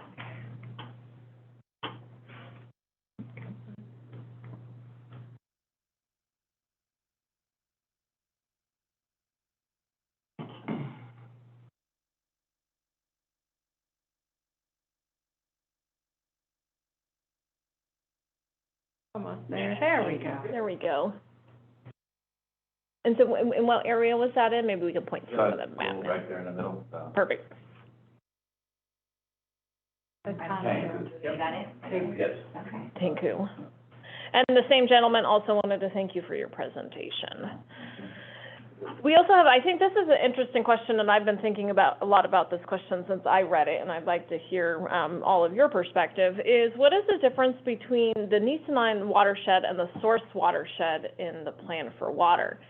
And I think from what our perspective is, I don't know that they're all that much different, with the exception that we are not as informed to what I would refer to the importance of the connectivity between the complete fabric of cultural significance, biological significance, spiritual significance, how healthy watersheds come. So for me, was that, and I thought about this when I read your slide, is that what you were referencing in the reference to the deep domain? Yeah, to some degree. I'm trying to interpret source watershed.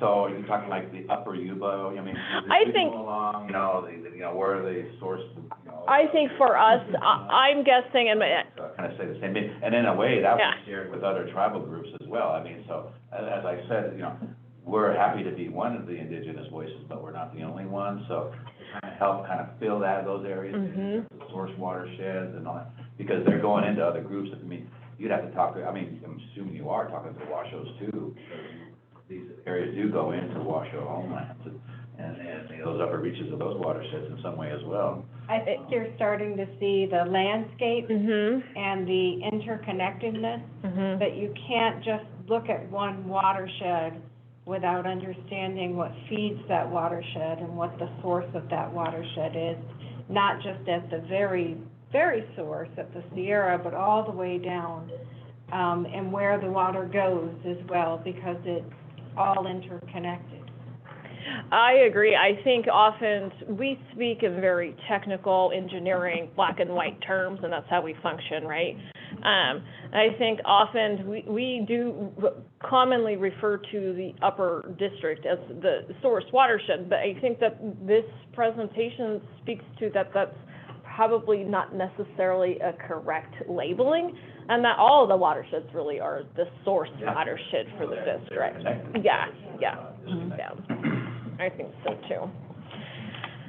I mean, you cannot disconnect, you cannot unconnect them. You can, it's. I've always kind of looked at it like this is a living thing, and all living circulatory system, and even though there's different parts of the body and it all gets supplied with blood and oxygen, it doesn't mean that they're all segregated and different in such ways that they don't work together, right? I agree. There's activity going on here, and it all matters. All intertwined. Right.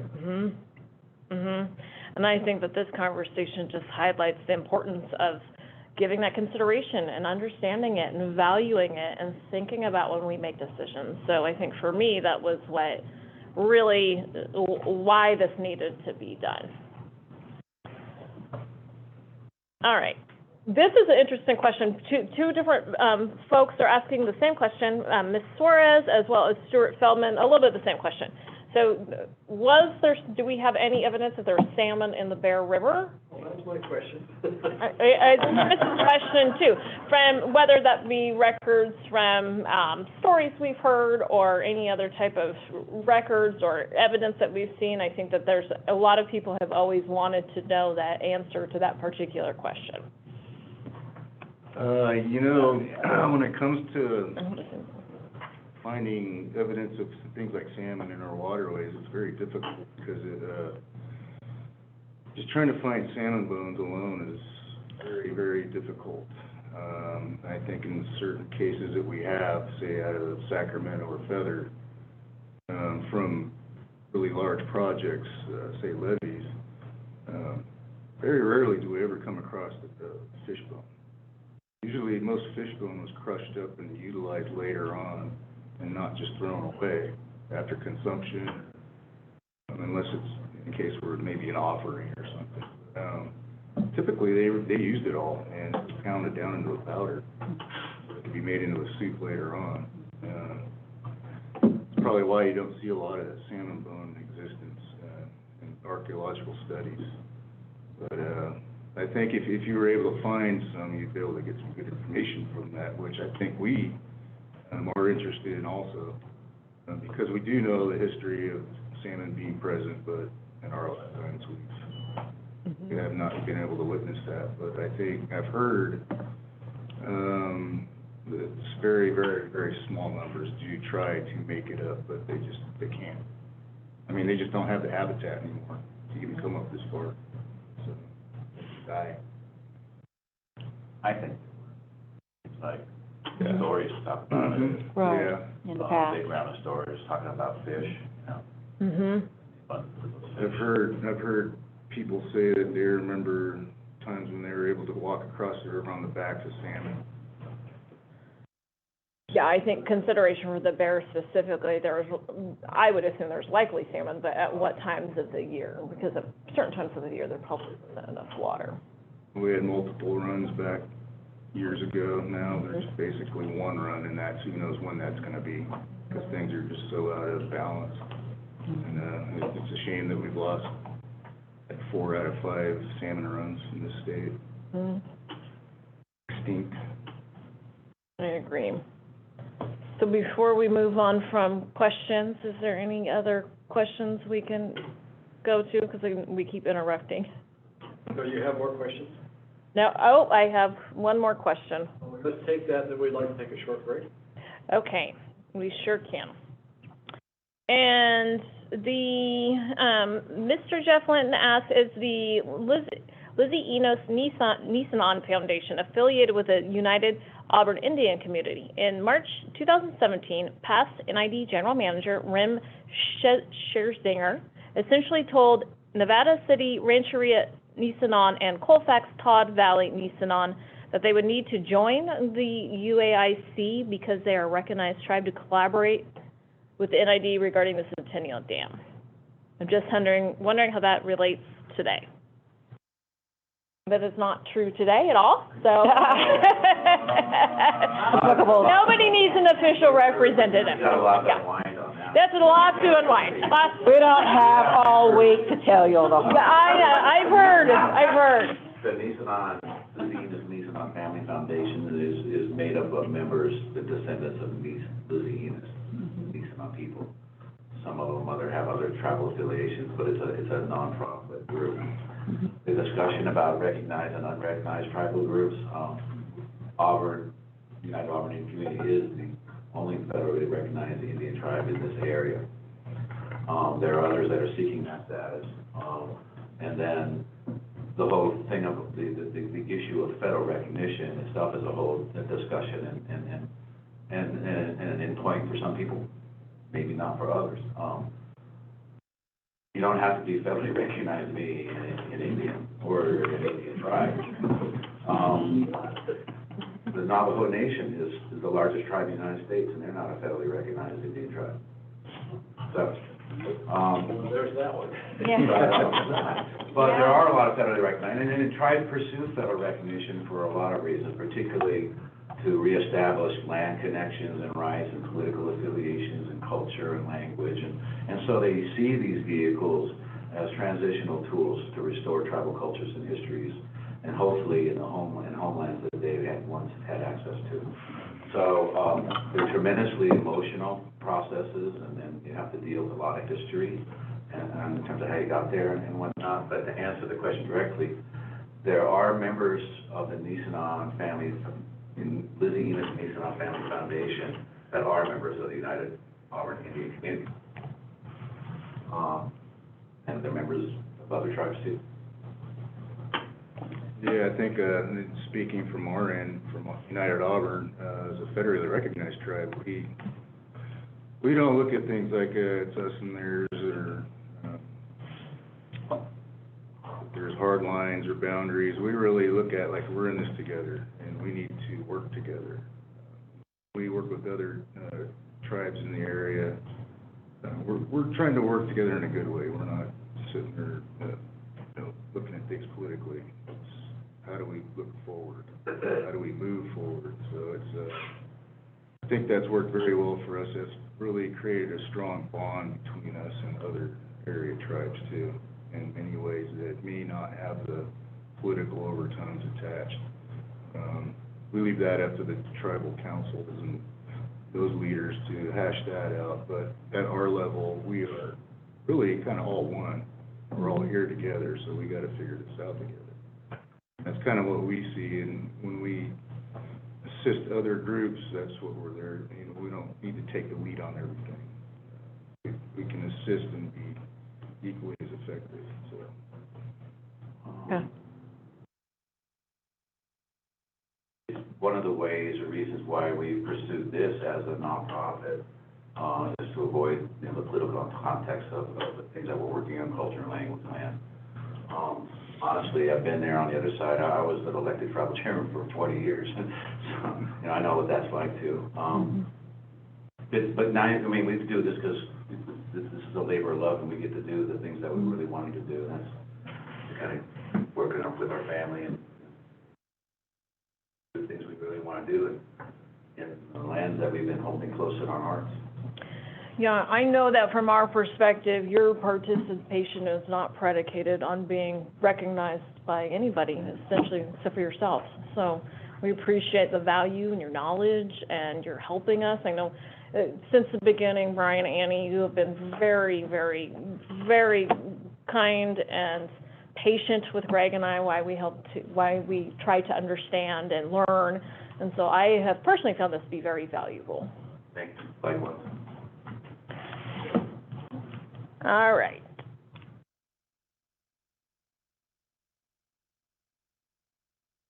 Here's another question. What are the unratified lands promised to the Nisenan, and did the Bear River have salmon run to those lands?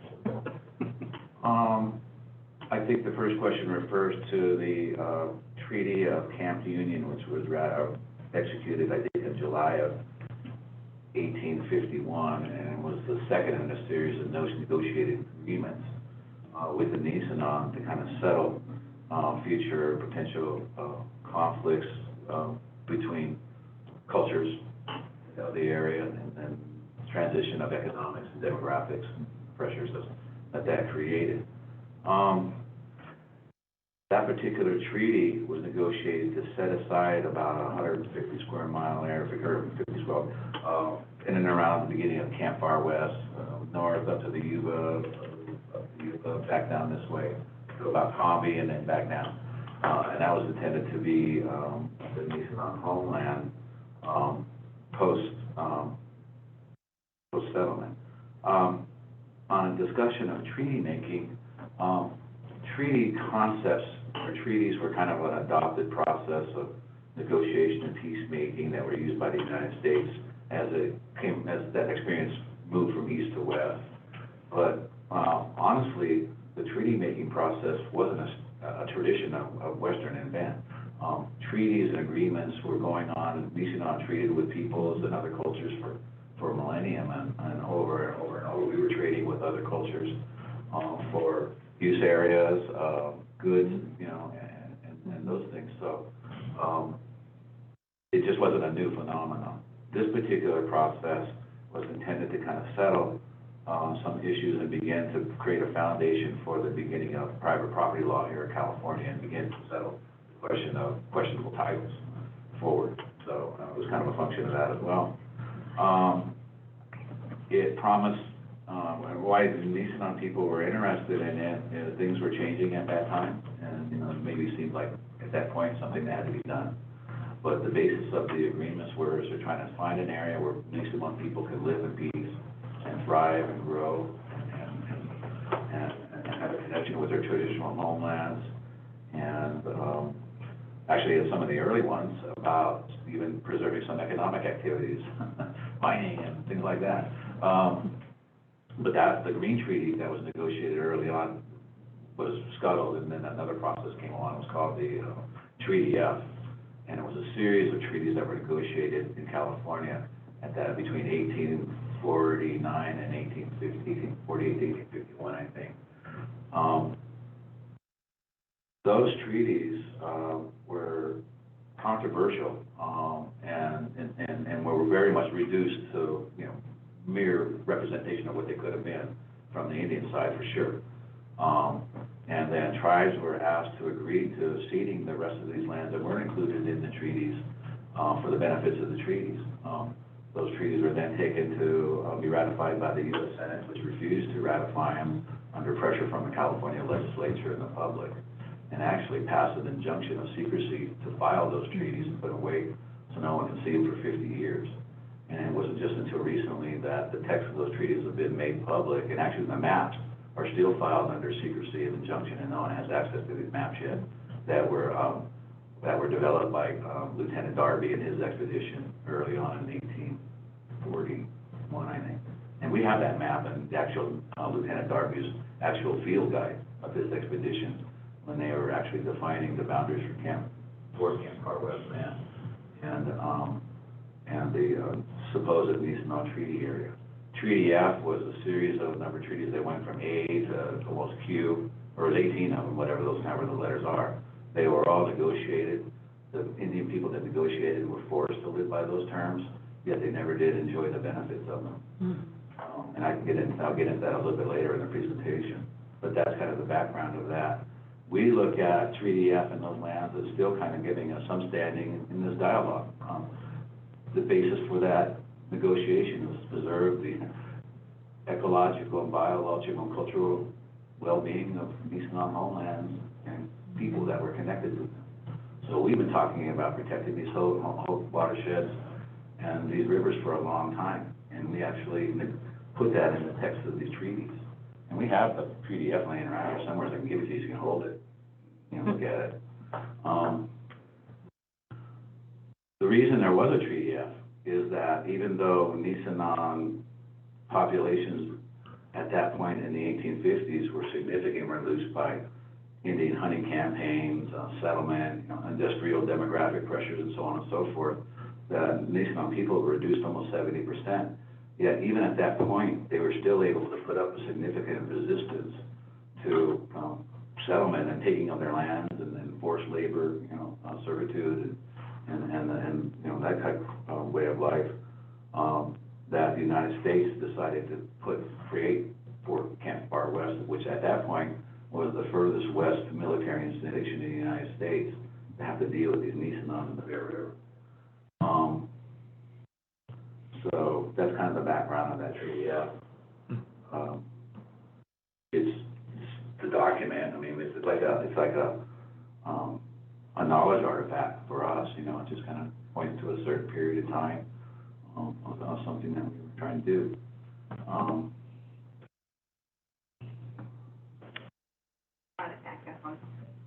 Okay. I'm going to do a quick time check. What part are we in on the presentation, Brian? We're on slide 19, so we're still about part 2, wrapping up part 2. We're almost done. See, we asked too many questions. We're almost at the end of that. Let's go. Okay, so are we ready to proceed? We're ready to take a short break, Can we, a really short break. okay.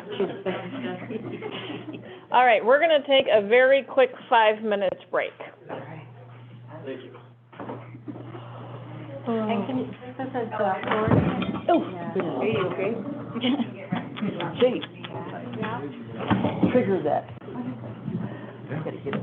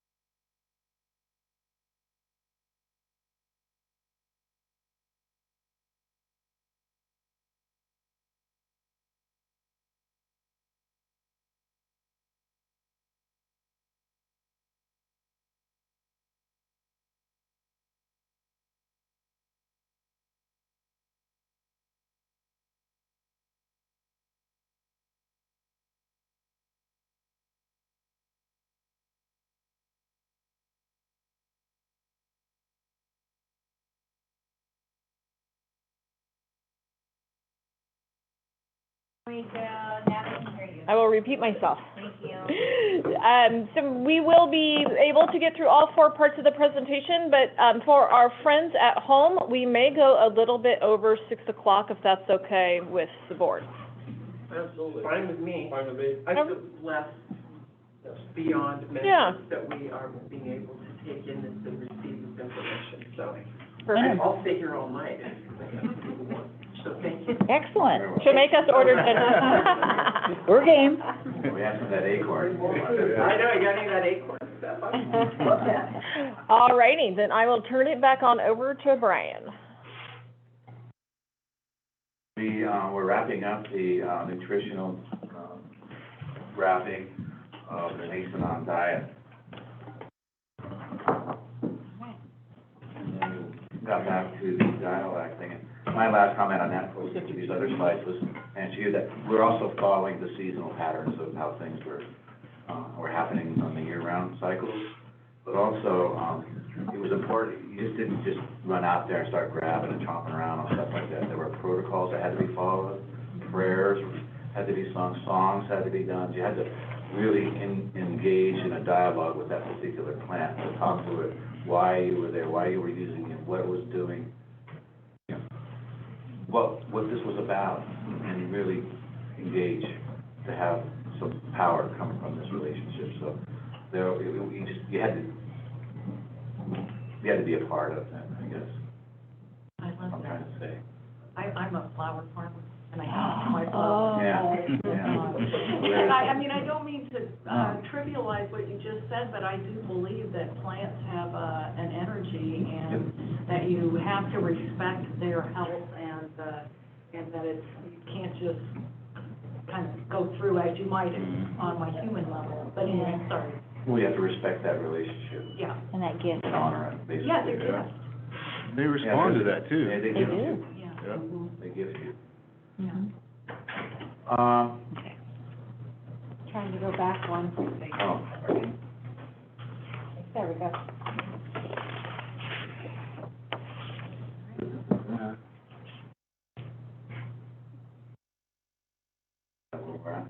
Yeah, that's where we're starting. Slide is up. Okay. Yeah, nice. So, as I was talking about earlier, the purpose of us is in doing this investigation is to redirect harmful or dangerous exposure pathways and scenarios, and use them to redraw our own maps for our children to follow. Turn these processes into adaptive use frameworks for strategies for, tending these areas. But one of the things we really want to make sure is that it's healthy and safe to go back and engage in these relationships that we're talking about. A quick question, you used exposure pathways, and that's something that you read about and see a lot, but I'm not sure we use those words the same way. Can you explain? I'm using it in a context, if you're looking at, your exposure to, by using a particular medium, whatever it is, of harm or not. So, and my work in the past, like say, one time we were working on dealing with the effects of an acid mine drainage on tribal land that would affect traditional lifestyles. In order to quantify that type of harm, we weren't able to use conventional urban or agricultural exposure, scientific tools or models. So we had to go and work with elders and go back into the historic record and reconstruct an ecological lifestyle and life way, and then rebuild the diet and pyramid and all the interactions and become what was, in this case, was a rate of minimum exposure. It was a piece of map that we had to have to arrive at to kind of move forward in terms of talking about quantifying how to remediate the problem. I kind of use that in a way because this way of investigation is kind of helpful for us, because if we want to get our Nisenan hands back on Nisenan lands, we want to get back to pretty suppressed uses and relationships, rather than trying to describe our relationship with these environments and ecology, which is obviously modified. we are, it is. So, for us to find and draw this map back that I'm talking about here, to restore healthy, pursue healthy pathways and draw that map back, we just reverse those values. And actually, you take that, it gives you a template to put over a piece of land, and you can tell, or on a piece of property, it will help us look at it, see if that's really a healthy place to be, or it will at least give us the metrics of restoration in whatever place we're looking at. This is how far we have to go to bring it back. Does that make sense? It does, and I really see that connection piece of the watershed being those units of connectivity where the upper is connected to the lower, Exactly. and through time. So what happens? And then, So the river has a memory, and that's our big argument, that the river is a living ancestral being and relative, and it has its own epistemology and history and science. Sure. Did that? yes, that's it. Okay. That's one. All right, sure. Thank you. But in the end, as this slide says, you know, we're trying to redraw a nation, a culture that's on the incline, that is on the rise. You know, it's going to thrive, it's healthy, there's a future to look forward to. Children can be happy. We're going to re-engage in hunting and fishing, gathering, language and ceremony, material and food processing. And we begin to find our way home. See this as means following an almost invisible and hidden path.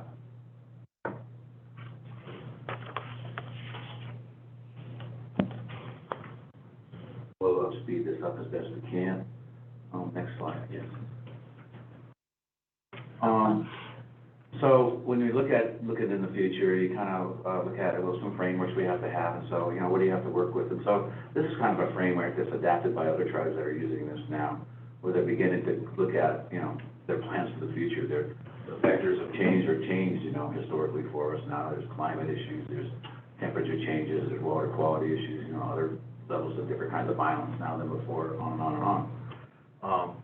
So when we look at this, you know, to come up with a framework and a survival strategy that we want to share, or, you know, show our kids, you know, we assess our asset base, it's the people, the culture, the language, their land, their habitats, their watersheds, all these different things. And then we start discussing the vulnerability assessments, like I talked about, the different vectors over time, climate change, you know, on and on and on, fire, and then you begin to kind of narrow in some priority of action strategies and then start sharing that with other people and come up with some more exposures, discussions, and investigations, and then eventually come up with some scenarios and strategies that are, you know, fit the cultural and spiritual and environmental health needs of the community. So we just kind of want to throw this out there, but more importantly, the background of this slide is just the healthy people that you see here. This is our family.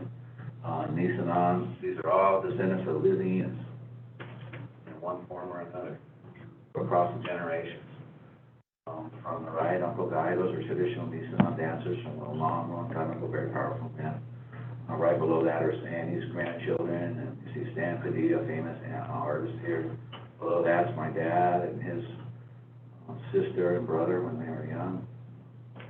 We look down here and to the right, 1, 2, 3, 4, 5, that's Annie and my mom.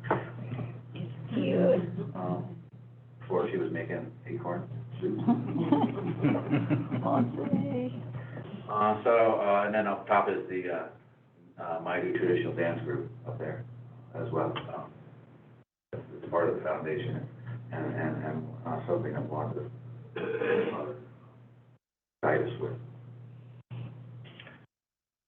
Okay.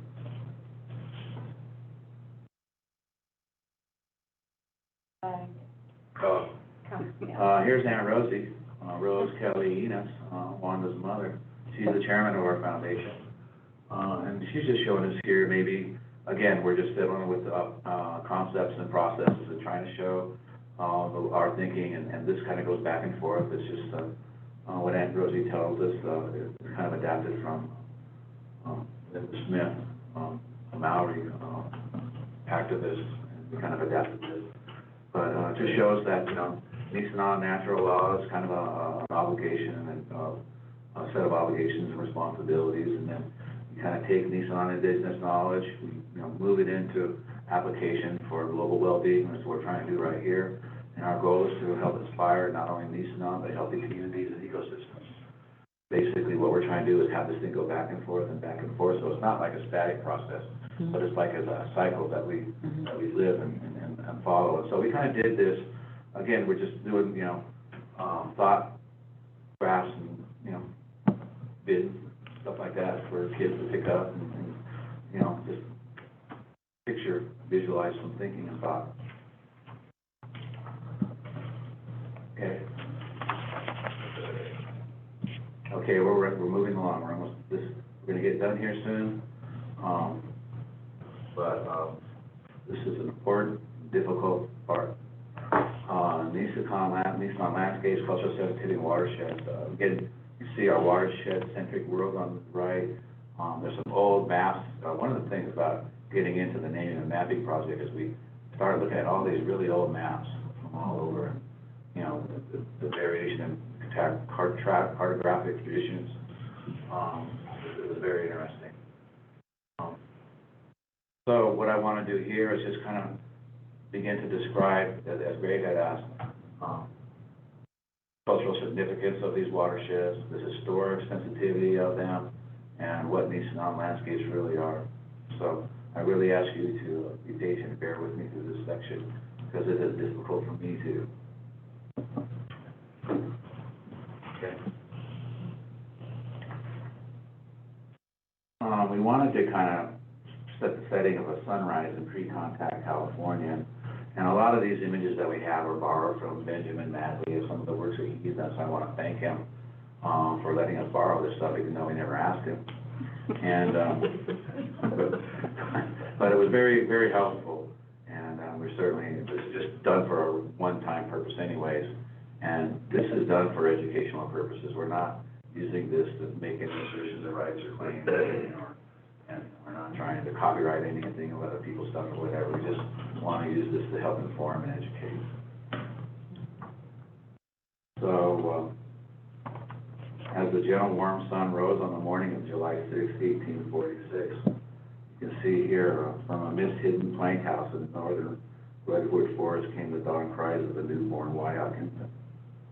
Along the Bear River, Nisenan people spoke quietly around the fire of an ancient roundhouse. As the sun climbed that day, the cries of the northern Paiute family drove rabbits into a corral of rock and branches. At noon, the skis of a washoe man hissed over the dazzling snow high above Lake Tahoe, and in the Mojave, parched Mojave Desert, precious liquid trickled over a young Coatsu woman as she passed into womanhood by bathing into a wild chrysanthemum stream. Later that day off the southern coast, the Chumash woman and man bound themselves in marriage by eating the same dish. While in the east, Kalia potters fashioned carefully painted and delicately incised earthenware. Up and down California, women gathered as mothers, their grandmothers and great-mothers had done before them to weave baskets bearing intricate designs, each particularly to their family or village. Indigenous people of California worshipped, loved, fought, traded for at least 15,000 years, whereas Native people believed since time immemorial in California. Rather than domesticating animals, almost everywhere they modified and maintained their environments, thus tending the wild to enrich the ecology of other creatures and themselves, consciously creating anthropogenic environments, forests, groves, grasslands, meadows to enrich the habitats and environments for the abundance of other plant species, increasing the numbers of herbivores and carnivores who ate them, thus increasing the total game supply. As in other parts of North America, the results of such fire-based indigenous game and habitat management deeply impressed early European visitors. These newcomers frequently expressed astonishment at the condition and variety and the sheer numbers of game in California before colonization. The California loved and cared for by indigenous peoples, Nisenan peoples, and Tenku peoples was much different than that of today. Rivers ran undammed to the sea, man-made lakes had yet to be abandoned, and vast wetlands bordered many rivers and bays. Most bodies of water were a third much larger than those of today, with some having vanished altogether, such as the Olin Lake, the San Joaquin Valley's Tulare Lake, which once was the largest freshwater, body of fresh water west of the Mississippi River. The flora and fauna, in their variety and sheer abundance, would be unrecognizable. Antelope, deer, elk, surge, and vast herds to the central and valley grasslands and foothills. Large herds of elk crossing the Carquinez Straits at dawn, and the now extinct grizzly bear, wolves, and mountain lions search for food. That morning, large oak grove forest teemed with animals, while great oak grove forest proliferated. Shellfish thronged many marine estuaries. Vast schools of fish navigated the bays, rivers, and streams. Great flocks of avian diversity, not ever seen since. Gulls, pelicans, seagulls wheeled overhead. In the open ocean, whales, fish, sea otters swam by the thousands along the coast. There were no mega cities, freeways, dams, or factory farms, yet civilizations existed. Nisenan land and culture were inseparable.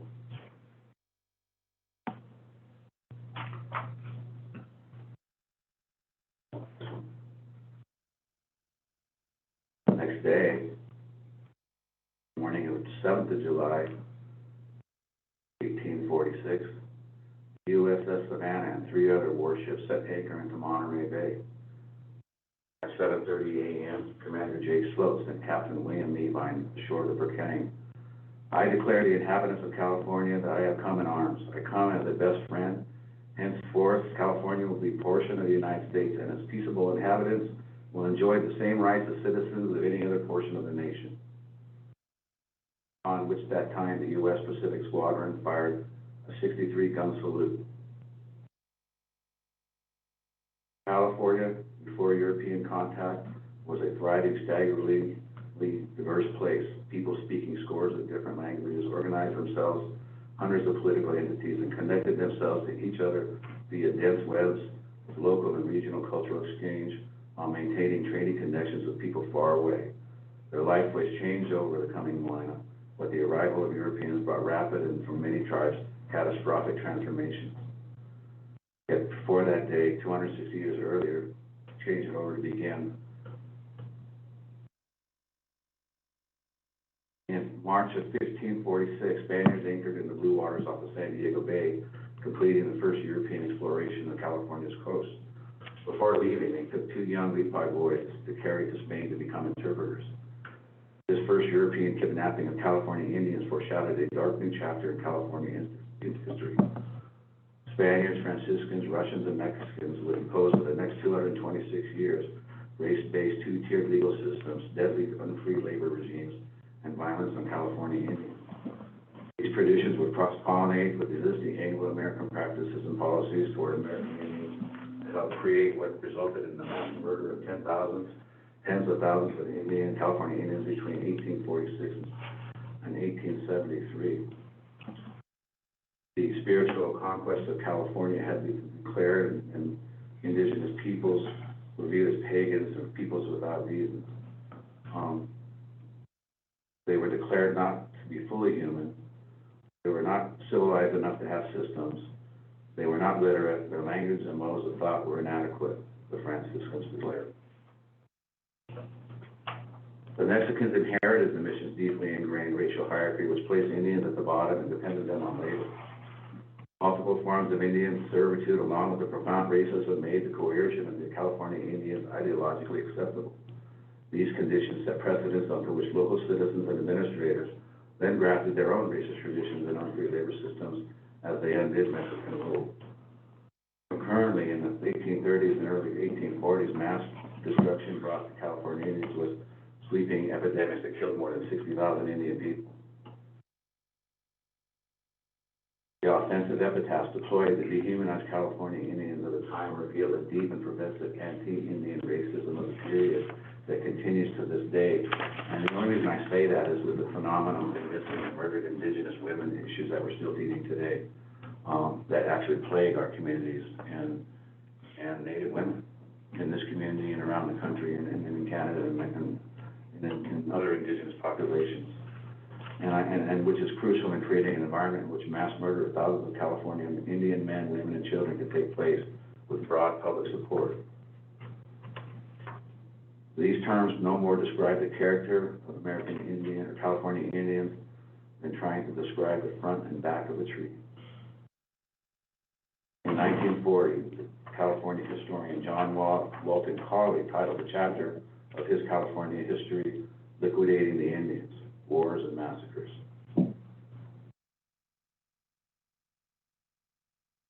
Because of, I'm talking now in this context of our area here, in the Bear River, because of its unique canyons and ravines, there is an intersite variability that mirrors and that is found areas in the valley and the upper watershed with steep canyons and divides and mountain passes. This topography played a key role in Nisenan resistance to colonization because of its strategic location in the Central Valley, and with respect to other rivers in proximity to the Johnson Rancho and the Central Mining District operations of the time. Indian Nisenan resistance along the Bear River took an initial form of avoidance, as seen by Captain Oite's early interaction with Sutter in order to manage or control non-Indian presence in Nisenan territory. So when he was meeting with him, he kept showing him everywhere, but Nisenan territory kept guiding him around all the peripherals and in those areas, and they did the best they could at that point. But followed by armed conflict when necessary to protect individuals from being killed or taken for forced labor. They altered their traditional use areas and seasonal routes to evade the militias and the relocation efforts. Continued use of seasonal routes were reflected in the agricultural labor patterns and systems of the late 19th and early 20th century, which served to build the celebrated California agroeconomy of today. Bear River was always a stronghold for the Nisenan, despite the devastation of disease during the 19th century, environmental devastation from gold mining, attacks from miners and militias, and attempts to destroy Nisenan food systems. Despite the unratified Treaty of Foreign Union and other attempts at removal, Nisenan were never successfully removed from the Bear River area. The Treaty of Foreign Union caused the Nisenan to cede most of Nisenan homelands. However, the treaty reserved major portions of the Bear River to the Nisenan, and as the Nisenan complied with the terms and began to settle in the treaty area, the U.S., under pressure from California legislature and public, refused to ratify the treaty, filing under injunction of secrecy, although the Nisenan were forced to live by the terms. When the miners and local militia attacked local Nisenan villages, they were rarely successful. And I kind of want to read to this, and we'll be wrapping it up here, from what we found in just like this illustrative biograph of sketches that must be written every year. And this is illustrations and biographical sketches of prominent men and pioneers, and it was written in 1882. But it's entertaining. I find this stuff entertaining, so I'll read from it. It says, toward the end of November, the Indians began to get impotent and saucy. They were more numerous than the whites. They were, right, no doubt, the natural lords of their heritage. The country had been occupied by their ancestors way back to a time beyond the memory of the oldest among them, and they soon began to look upon the interloping gold diggers as legitimate subjects of plunder. A slight castigation for a few instances of palpable theft made them avoid the settlement. The way any would come, it would only be an old man or two, accompanied by perhaps several urchins of the tribe, but signs of the great many could be seen at any time just at the outskirts of the place, which circumstance was looked upon as unfavorable indication of their good feelings and intentions. Finally, about the second week of December, during a temporary absence of the proprietors who had gone to Auburn, the Indians broke into the store and at the lower end of the valley and carried off or destroyed nearly everything that was portable except liquors, which at that time they never drank. December of 1849, a militia called the California Blaze was set up in Illinois town, Colfax, in order to attack in Nisenan villages along the Bear River. Thompson and West described the Blaze as successfully removing the Nisenan from the Bear River. Similarly, the following account from the Sugar Pine Journals makes a similar claim. In the midwinter of 1849 and 1850, a public meeting was held among the miners to determine what action should be taken against the pillaging miners. Individually, the miners were at a loss to stop the raids, as the Indians became more brazen with success. For it was very easy for a small band of Indians to lose the clumsy miner in pursuit of his stock or grub stake. The 49ers decided a strong group of organized men was needed to invade Indian sanctuary of the Bear River Canyon. Thus, at Illinoistown, the miners formed a military company with a gallant title of the California Blades. About 30 men signed on to punish the marauding Bear River Band, assembling a variety of weapons, including muzzle loaders, Jaegers, cavalry pistols, and swords, the California Blades, under an elected captain who went on the warpath. Northeast of Illinoistown, they picked up a mighty Indian trail. As they continued on through the forested hills and small open meadows, they gradually descended into the wilds of the Bear River. Working around a small waterfall, they stumbled onto a bench below the main ridgeline. Here sat a village of Maida in complete solitude.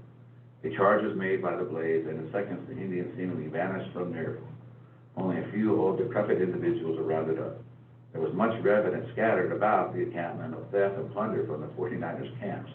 Meal and oxen skins covered the dwellings, and an ample supply of meal meat hanging from the racks throughout the camp.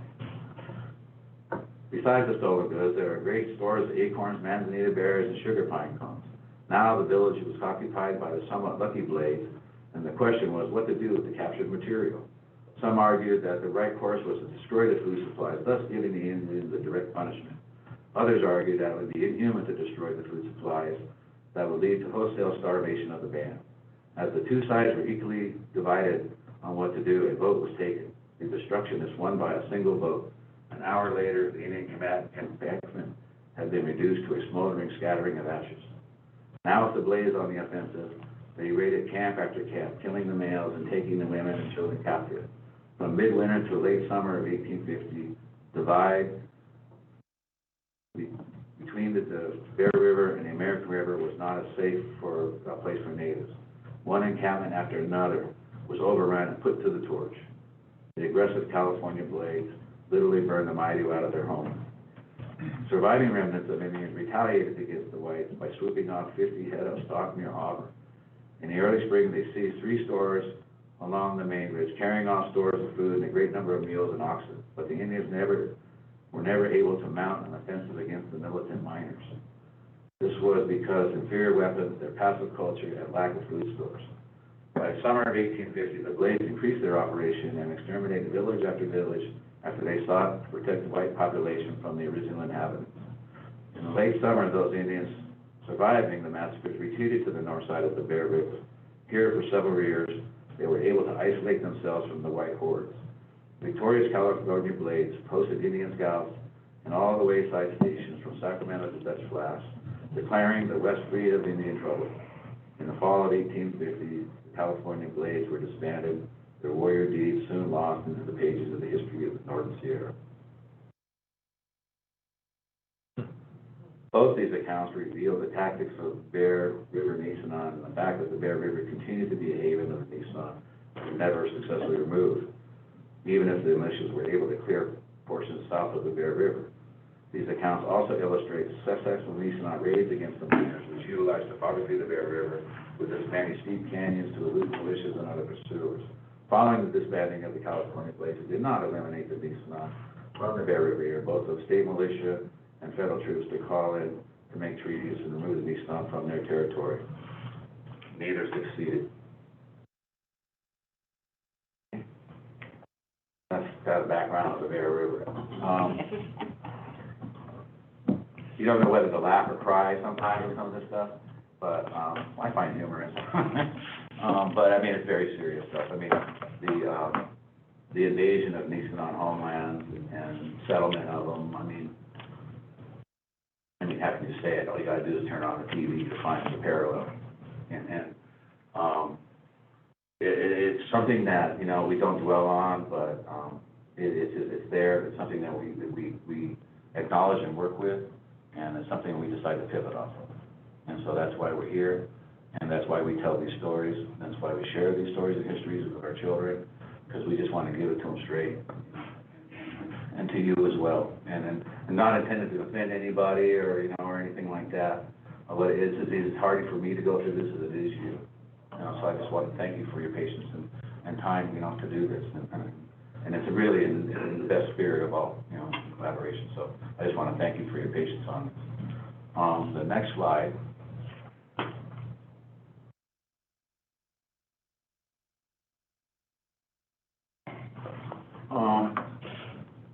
part of the unratified treaty negotiations, the area around Camp Far West soon came to experience increased post-contact and Nisenan presence. Nisenan started moving down Watershed to Fort Camp Far West. The actual fort was established to kind of oversee the reservation of Nisenan,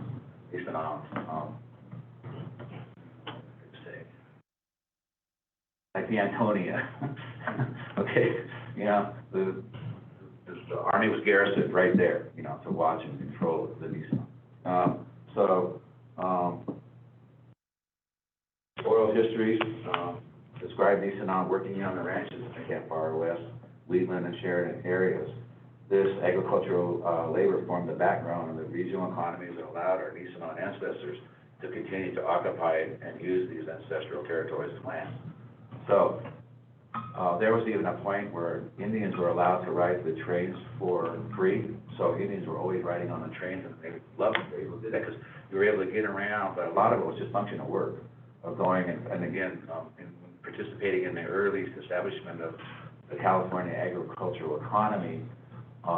Nisenan labor was central, foundational, and so there are articles that I've seen. We have one here in the papers about the abundance of the agricultural volume coming out of the Sheridan and Wheatland areas, and the hops that were being grown and all this kind of stuff. But Nisenan people liked it because they still had that attachment to those areas, and they were able still to have their hands in those lands and be able to camp and tell those stories and tend those cemeteries and those grave sites and carry on those traditions and have access to those knowledge sites and all the things that still exist there. Even though the river and these areas may have seemed to be modified tremendously, they're still pretty well intact for a lot of things for us to look at and see. Curiously, Nisenan Village burial sites and important harvest ceremonial sites, curiously, have always somehow become dam sites. There are cemeteries and burial sites there at Camp Far West.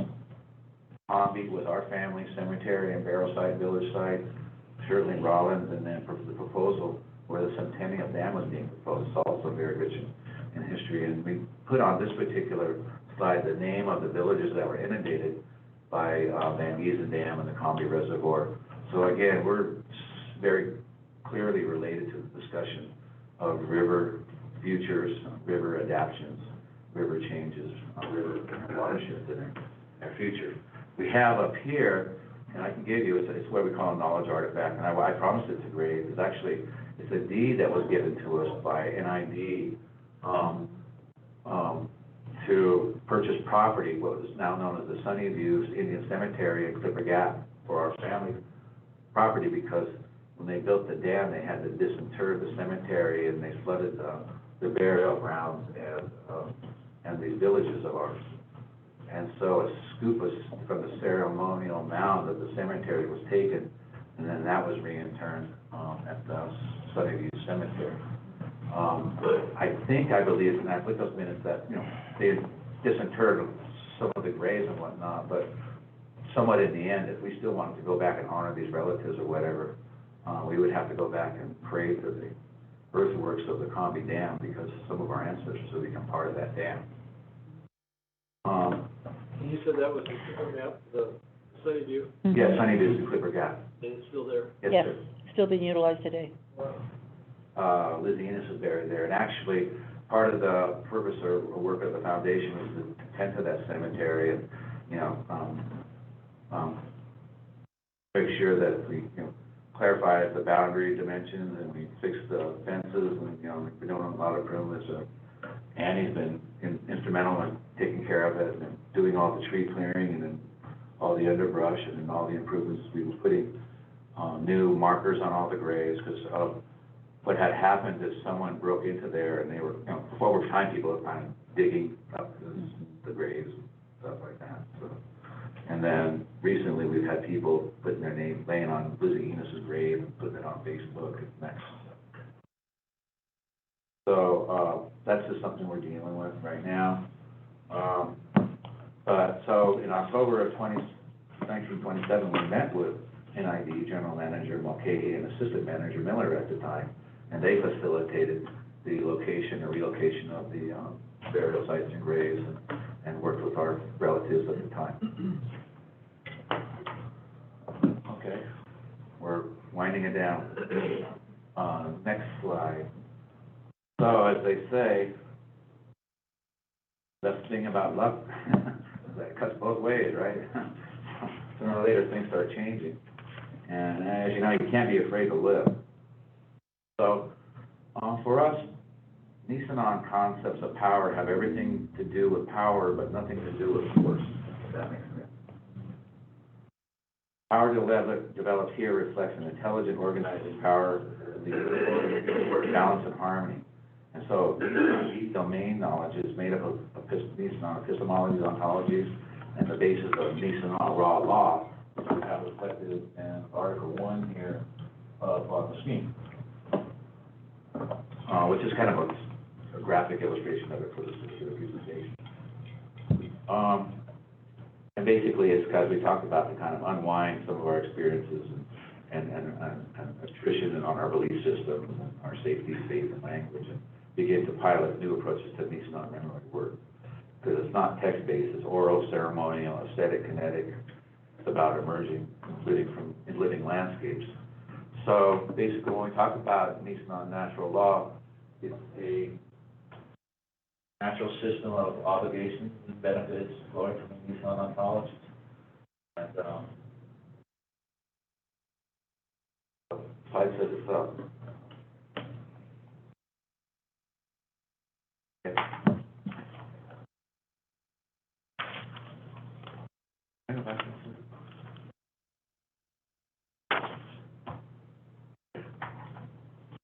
Thank you, sorry. We're almost there. Again, another diagram, just to kind of help kids or whatever, kind of express what we call the Nisenan discovery doctrine, and I'll just leave it, set at that again. It's something that we worked out with Linda Smith, the Maori activist, and some others. We were very helpful with a lot of people that helped us with this presentation, with some of their thoughts and concepts. Okay. Naming project kind of helps us kind of move forward, and so and begin to draw our own maps for our children to follow. This particular visual was just kind of intended to show the relationship of the Bear River and the cartography of the Nisenan lands and the river, and it's something that we like looking at. But the maps that we draw will speak to the world and show the life that we want to protect, the story that we can show our grandchildren. It's a world that's rich with characters, history, knowledge, spirit, and life. Every single vibrant acre of territory in question may or may not be threatened. Cultural, flora, fauna, sacred histories, and geographies will be illustrated on these maps. And we've been lucky enough through Wanda, I think, to be invited to the International Conference of Indigenous Archives, Libraries, and Museums at Pachanga in Temecula in October, to go through our Nisenan naming project and what we're doing with language and how we're working with children as teaching tools. Because like that dialect map, with kids, you can take off the names and have them do pin and tail on the dog pee. You can do all kinds of different things with maps and naming projects. So it's a lot of fun, and it's a very useful tool. The name of this naming project is Nisenan Tahalak, Nisenan Naming Project. And what they sent to us in terms of what's going to be the guide for our particular presentation is called Nisenan Naming Project. Nisenan naming practices constitute biocultural sovereignty, verified language variety and variation, family, social, political affiliation, and voids the argument of a vacant indigenous landscapes. Intended to decenter colonial systems of cataloging subjugated Nisenan ecologies, shaping indigenous ways of knowing. Section where surveying Nisenan family knowledge organization and memory work as epistemic authors, not as muted sources of knowledge to be mined, by remapping Nisenan landscapes, histories, reclassifying Nisenan people, and reimagining and mapping a culture and landscape that thrives and grows. Ready? The project, and here we go with our maps. These are some of the different maps.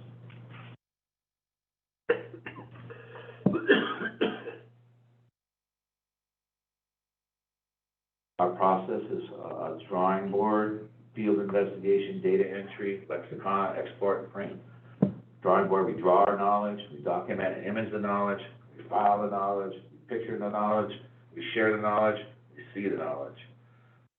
We've been working with Dr. Sherry Catch and Harvey Ross, and we've been working on a Google Drive primary folder called Tank on Naming Project, and we've been able to work with Google Earth Pro and create actual GPS KML files so we can put sites of importance, bedrock mortars or other cultural sites of significance, and use GPS mapping tools now. So we've kind of now beginning to migrate to more modern technologies. We've done, you see the base maps. We're using lexicon, Nisenan orthographies and lexicons. We actually haven't done this yet, but we need to begin to reach out to Google, who actually has a focused mapping for indigenous communities program that we're going to want to connect with. And then we're looking at doing more maps that kind of articulate the history and political distinction of the Tenku Band of Nisenan Indians, messing with flags and all kinds of stuff like that. So this is a lot of fun. And so here we go. We're ending the last part, and we'll wrap this up. But are there questions?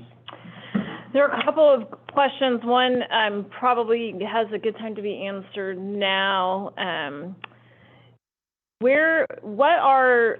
Okay, so it's basically a two-part question. Were there salmon runs to the unratified lands that were promised to the Nisenan? And I was trying to see it on that last map you showed. Those lands began in Camp Far West, so it's really low, and I would imagine, because I would think you're right, in the intersection of the Bear River, Feather, Sacramento. Mhm. Had to be salmon. Yeah. Mhm. I agree. If I was a salmon, that's where I would go.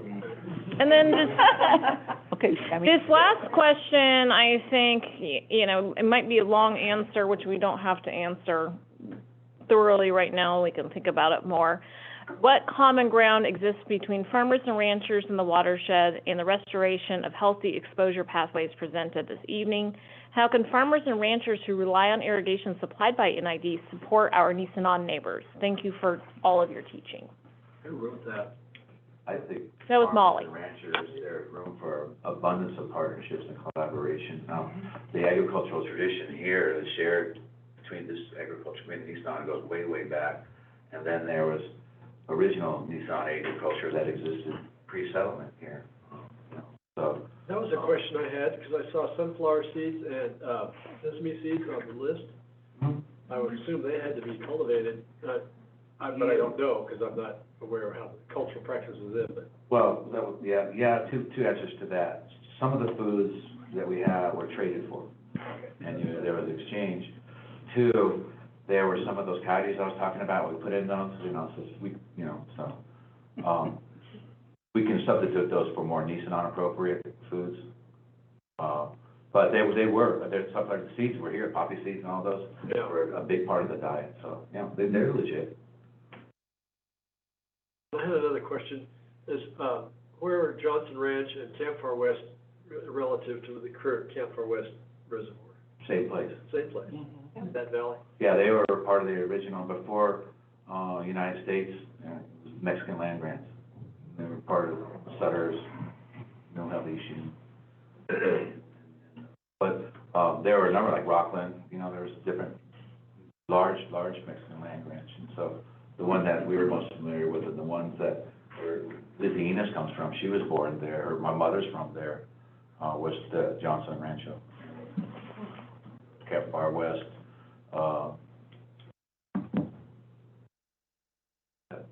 where they're having the language thing coming up, Shingle Springs.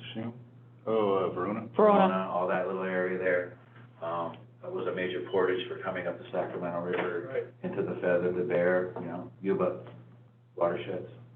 We look. Yeah, they all have traditional names. And again, we have, part of our naming project is naming those, and we have their traditional names. And actually, in those names, it gives you a lot of other information about those names, those places, and their histories and their geographies, and their plans.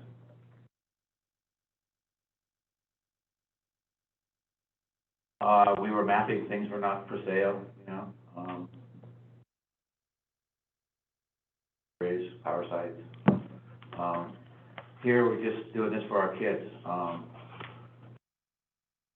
We wanted to kind of do this as a little graphic for them, but this survival and intergenerational strategy or transitional, we want it to be more of an actionable guidance rather than a static vision. It's got to be living, it's got to be able to adjust and be useful. We wanted the children to have used this as a view or survival of the terms on their own, and to foster an ethos that grows and strengthens the climate and promotes those who use it, and to reinforce mutual trust among family members. But in the end, it's not a question of getting it, it's a matter of doing it, because we all kind of talk about, I want to learn my language, I got to get to this, and all that kind of stuff.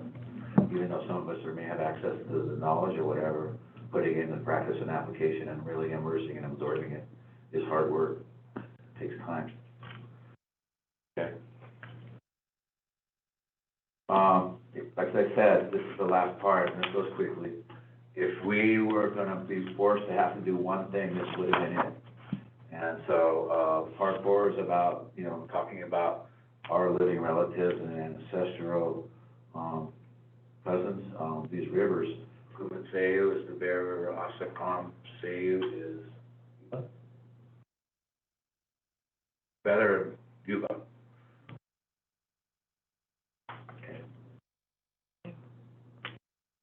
Kumaseyu, a biological entity that possesses the inherent rights to exist, flourish, regenerate, and evolve, as well as the inherent rights to restoration, recovery, and preservation. Kumaseyu, I was just going to inject, in case people don't know, Kumaseyu is River of the Roundhouses, a.k.a. Bear River. If we were going to put a fourth box into this column, it would be this. And this is what we were trying to represent. Because we were going to go ahead and start doing the fourth box, but I started doing the fourth box and it just came out to this. So, sorry. But we're running with it. So, this, it would have been, if the river was sitting here talking to you, what would its goal be? What would its participants, its form of communication or framework to adapt? The type of worldview, the methodological, and location and scale. So we're trying to articulate that the best we can. Because it's not the dams river, it's not an urban river, it's not an ag river, it's not a recreation river, it's not the extraction river, it's not the trail river, it's the river's river.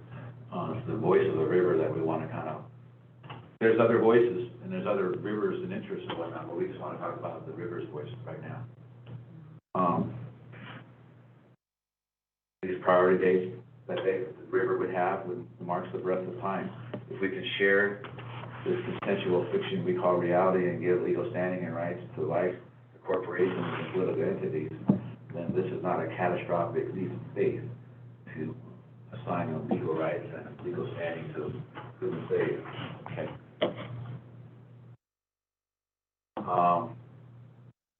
Has inherent value recognized in and of itself, despite its usefulness to others.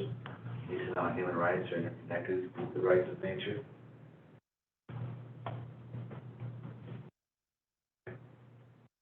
Biocultural water governance, ownership, and sovereignty would be something that the river would be talking about. The river is a living ancestral being that has a right to life and must be protected for current and future generations and managed jointly with or by its traditional residents of the river. Nisenan and river together are living entities, relatives, and ancestors, supported by intergenerational obligations and responsibilities. Okay. As the river continues to deteriorate, other users continue to benefit from the development of Nisenan indigenous watershed. Okay. It would not be logical to state that the rights of this. Go ahead and read that, Matt. It'd be not logical to state that the rights of nature, the right to water, and the human right to healthy and balanced environment are valid only in protected areas. On the contrary, the obligations of protection of these rights apply to public authorities throughout the national territory. So our point there is just that, the whole river has to be considered wholly, not certain parts of it divided by certain jurisdictions or ownership patterns or whatever. And I know that's the reality of today, but I mean, that's why we're here, is to begin to to discuss collaborating on working together on the whole river and everybody together, so that's kind of why we put that in. Okay.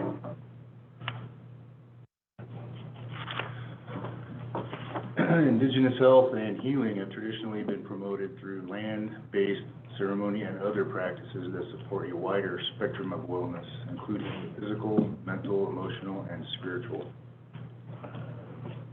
The rise and fall of Nisenan health status obviously is connected to the level of the rivers and, you know, the health of the watersheds. Okay. Okay.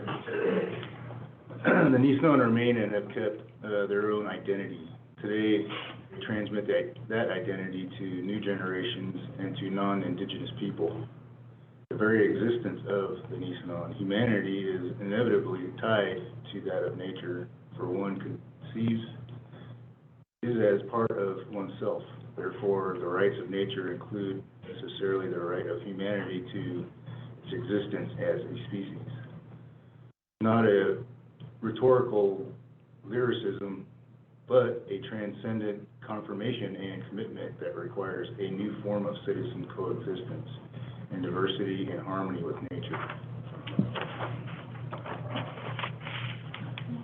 Okay.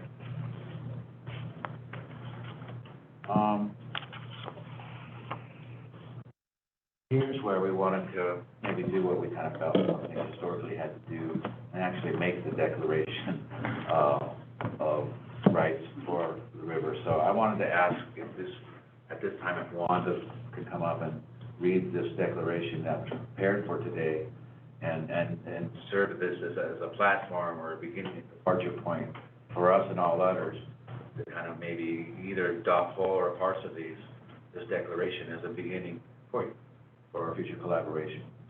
Wanda? Okay. Want to have a copy? We should have copies at some point, you should get copies. Yeah. We will get you. Oh, yeah, I'll make sure we get copies. Thank you. We do have copies. Okay. So the Declaration of the Cultural and Biological Rights of Kumanseyo and Nisenan Homelands. Preamble. Acknowledging that Kumanseyo is a living rights-bearing ancestral entity, therefore entitled to fundamental rights to live, flow, and thrive, and remains as the center of the ancestral estate of Nisenan, people, culture, and well-being, and this relationship creates a dialogue and a lifelong responsibility through the practicing of the ethics of care and guardianship, connecting the people of the past to future generations, each generation responsible for respecting and protecting Kumanseyo and Nisenan culture from harmful risk and danger, that the biocultural ecology within Nisenan territory possess the inherent rights to exist, flourish, regenerate, evolve, as well as to the right to restoration, recovery, and preservation, among others. The living cultural landscape, place, spirits, and ancestors are themselves important elements and in no way inferior to the landscape, but rather fundamental to it. These have been part of our traditional stories, teachings, life ways, and spirituality since the beginning of time to the present day. Kumanseyo is alive like all living creatures and relations to our people, also known as the Tanku Nisenan. The Kumanseyo is essential to all life and generates a positive living spirit that creates and sustains a wondrous diversity of species and ecosystems, feeding wetlands and other aquatic habitats with water, delivering life-giving nutrients to coastal estuaries and the ocean, carrying sediments to the river delta, teeming with life and performing other essential ecological functions. Aware that Kumanseyo plays a vital role in the functioning of the bioregion's hydrology cycle, and that the viability of rivers to play this role depends on numerous factors, including the maintenance of surrounding river catchments, floodplains, and wetlands. Recognizing the absolute dependence of all people on rivers and water-based systems which support human life for providing clean and bountiful water for drinking and sanitation, fertile soil, food sources for people, recreation, biocultural uses, and nourishment of the human spirit, as they have done since the beginning of human memory. alarmed that significant pollution of rivers with organic matter from wastewater and sewage, plastic waste, pathogens, and nutrients from agriculture, and contaminants from extraction industry, in addition to many other forms and sources of pollution, with resulting declines in aquatic health and biodiversity, as well as extensive negative human health pathways, exposures, and cultural impacts. Concerned that excessive waterway diversions and groundwater withdrawals have significantly reduced flows in rivers worldwide, with many waterways now running completely dry despite traditional, indigenous, and scientific consensus that adequate flows are fundamental to the survival of river ecosystems and serve as a lifeblood of many river-dependent freshwater and riparian ecosystems. Further concerned that the humans have caused wide-scale physical changes to rivers through dams and other infrastructure, which includes the construction of over 57,000 large dams worldwide that impact over 2/3 of all rivers, resulting in fragmented habitats and cultures, reduced biodiversity, imperiled fish populations, exacerbated climate change, and retained sediment and nutrients that are fundamental to downstream ecosystem health. Finding that the national, state, local, and international laws pertaining to waterways are vastly inadequate to protect the integral health of rivers and river basins alike, and that these laws also fail to ensure current and future generations of humans and other species, as well as ecosystems, with adequate supplies of clean water to meet their basic needs.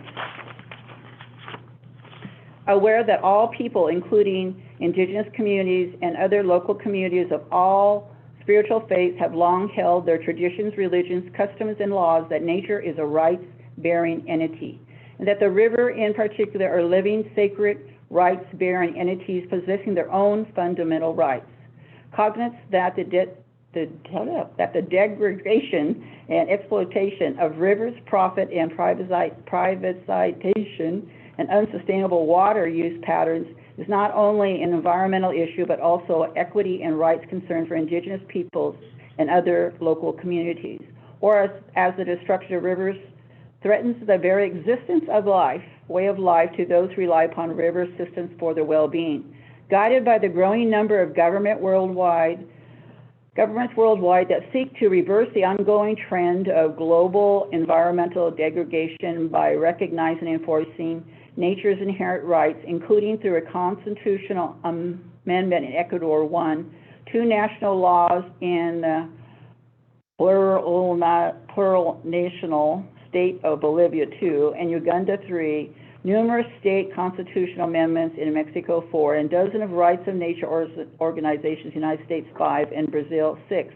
Further guided by the growing legal recognition of the inherent rights of the river, including through a New Zealand treaty recognizing Wanagoya River, or Te Awa Tupa, is an indivisible and living whole and a legal person with appointed guardians to represent the river's interests. 7, a Colombia Constitutional Court decision ruling that the Atrato River Basin possesses rights to protection, conservation, maintenance, and restoration, and other court rulings throughout Colombia establishing the rights of rivers and river basins. 8, and several resolutions passed by the First Nations, including a Nez Perce General Council resolution recognizing the rights of the Snake River to exist, flourish, evolve, flow, regenerate, and to restoration. 9, and a Yurok tribe resolution recognizing the rights of the Klamath River to exist, flourish, and naturally evolve free from pollutants and contamination. 10, and a Bangladesh High Court ruling that all rivers have legal rights. 11, and an Ecuadorian provincial court rules enforcing the constitutional rights of the Vilcabamba River and calling for the remediation and rehabilitation. 12, convinced that recognizing that Nisenan rights are connected to the rights of nature, and in particular recognizing these river rights contained in this declaration will foster creation of a new legal, social, and cultural paradigm based on living in respect for future generations and in harmony with nature, and respecting both the rights of nature and human rights, particularly with reference to the urgent needs of Nisenan and other indigenous communities and the ecosystems that they have protected, witnessed, and attested to the below by the Lizzie, Enos, Nisenan, Watershed-Tabled Incorporated. That was a mouth. Thank you, Maureen. I want to say you read the wrong proclamation. It sounded good. But, anyways, thank you for that. In all seriousness, you know, we've seen this as a historical moment and point, and this is something in terms of responsibility that we had to do today, and it gives us something now to be proud of and to work on and to use to build collaborations on with everybody here. You know, we're all familiar with, you know, the discussions around the plan for water and, you know, the pattern of and interrelationships of various interests. And I just want to say, I don't necessarily see them as competitive or conflicting interests. I think there's really a lot of room and promise for everybody to collaborate and get together here in this room and really compromise up and find something that we can all do and be proud of, that serves the goals and the visions and the needs and the hopes that we all have in this room for our communities and these watersheds in this river, you know, in our country. And we come here in the best of good spirit, you know, and helping us, and really want to thank you for the time that you've given us. It's certainly a voice that's been moderated and muted for a number of decades, if not centuries. And we just happen to be the lucky descendants of Lizzie, Enos, and have the opportunity to be here in the right place at the right time, hopefully, to have some type of impact and effect on this discussion. In these efforts over this last year, since last April, we've kind of found that maybe the most precious and the most illusionary and attainable element, the most valuable of all in this area is good faith. And so that's what we want to reach out with, share with you, this good faith. And that we're here to help you with this work. And I think we've got one more slide here. This slide here, we just wanted to leave you with little tools. And it goes back to our original diagram. And as we go along, we just wanted to throw this out. You can take watershed source and supply, put any other little thing in the middle, throw it around, wind it around, let's see what happens, and then we start our discussion. And this is kind of, again, just a little tool you want to pull out of your pocket. Let's find a problem, let's see what we can begin to talk about, see if it's worth taking to the next level. So I just wanted to throw that out there for you and leave you with that. What we got next? Here's kind of another way of looking at it. Again, just for people to use and look at. It helps to kind of explain what we're trying to do.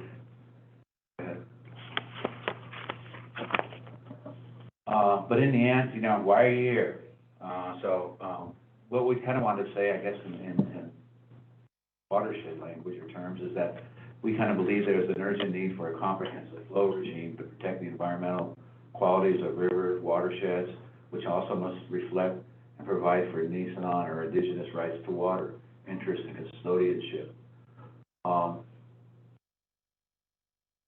It may sound simple or whatever, you know, the access to water, but it's hard to use the waters of the river now in a traditional way. I mean, to try and go down there and make acorn and dog bar, it would be really hard. There are places we can't even go to anymore. So when we look at working with you and the access that you have to the watershed or some of the access that you acquired, we're more than happy to help you dial in, you know, strategies and prescriptions for looking at the holistic well-being of these lands and these watersheds and the cultures that can thrive within and upon them. So we just wanted to leave you with some guiding principles for that plan for water. And that's something Greg has been talking about before. And it's, you know, simple. 1, help and honor future generations. 2, protect biodiversity, every culture, all species. 3, ensure that all actions have an environmental benefit. 4, explore and feel relationships and alliances with nature and others.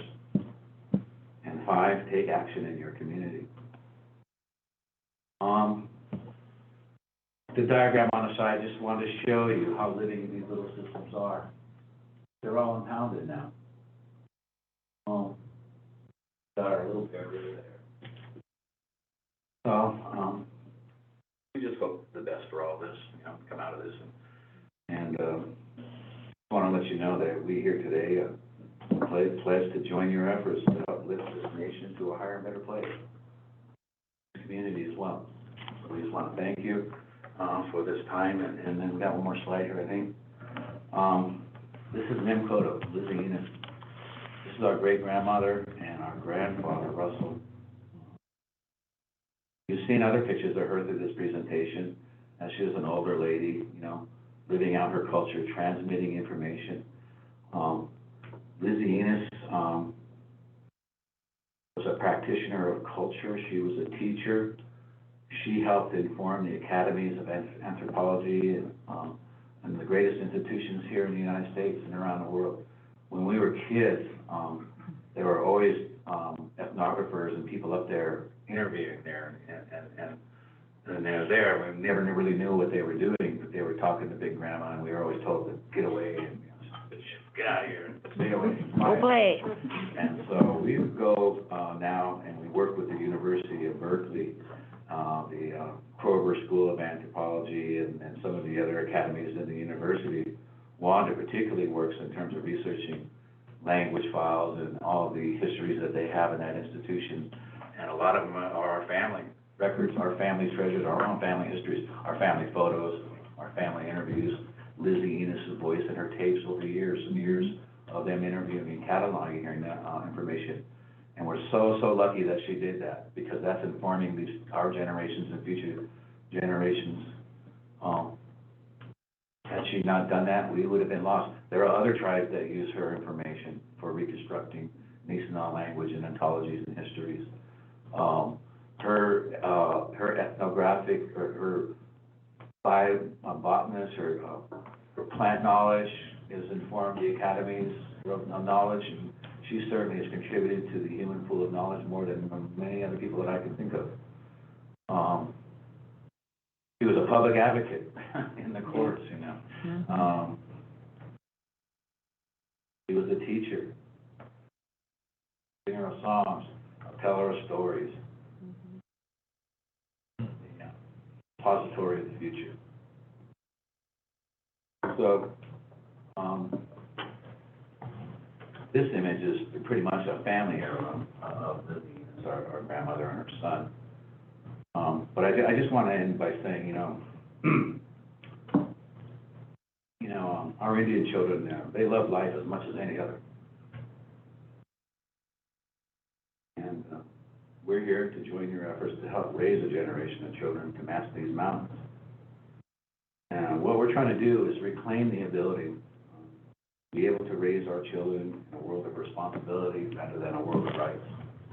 If that makes sense. We want to raise children that are armed with a fighting heart, with an understanding of a way of life in the open, and for every contingency.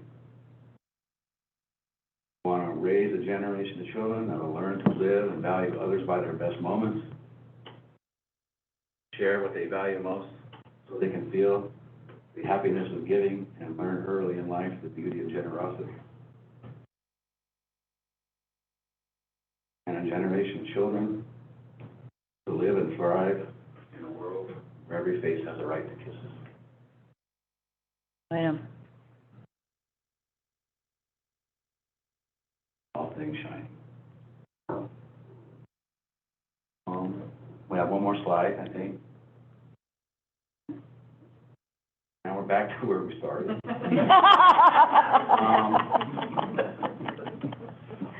Nisenan porn, right?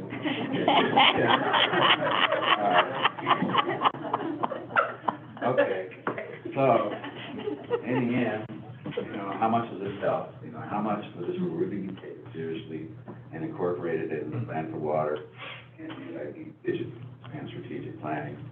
Or are we looking at a 50-year capital improvement plan and budget to privatize the river, to monetize the watershed, to subsidize investment in its development, importation, and extraction? Put Cayman Sayo on the rack and squeeze every last breath of life from her.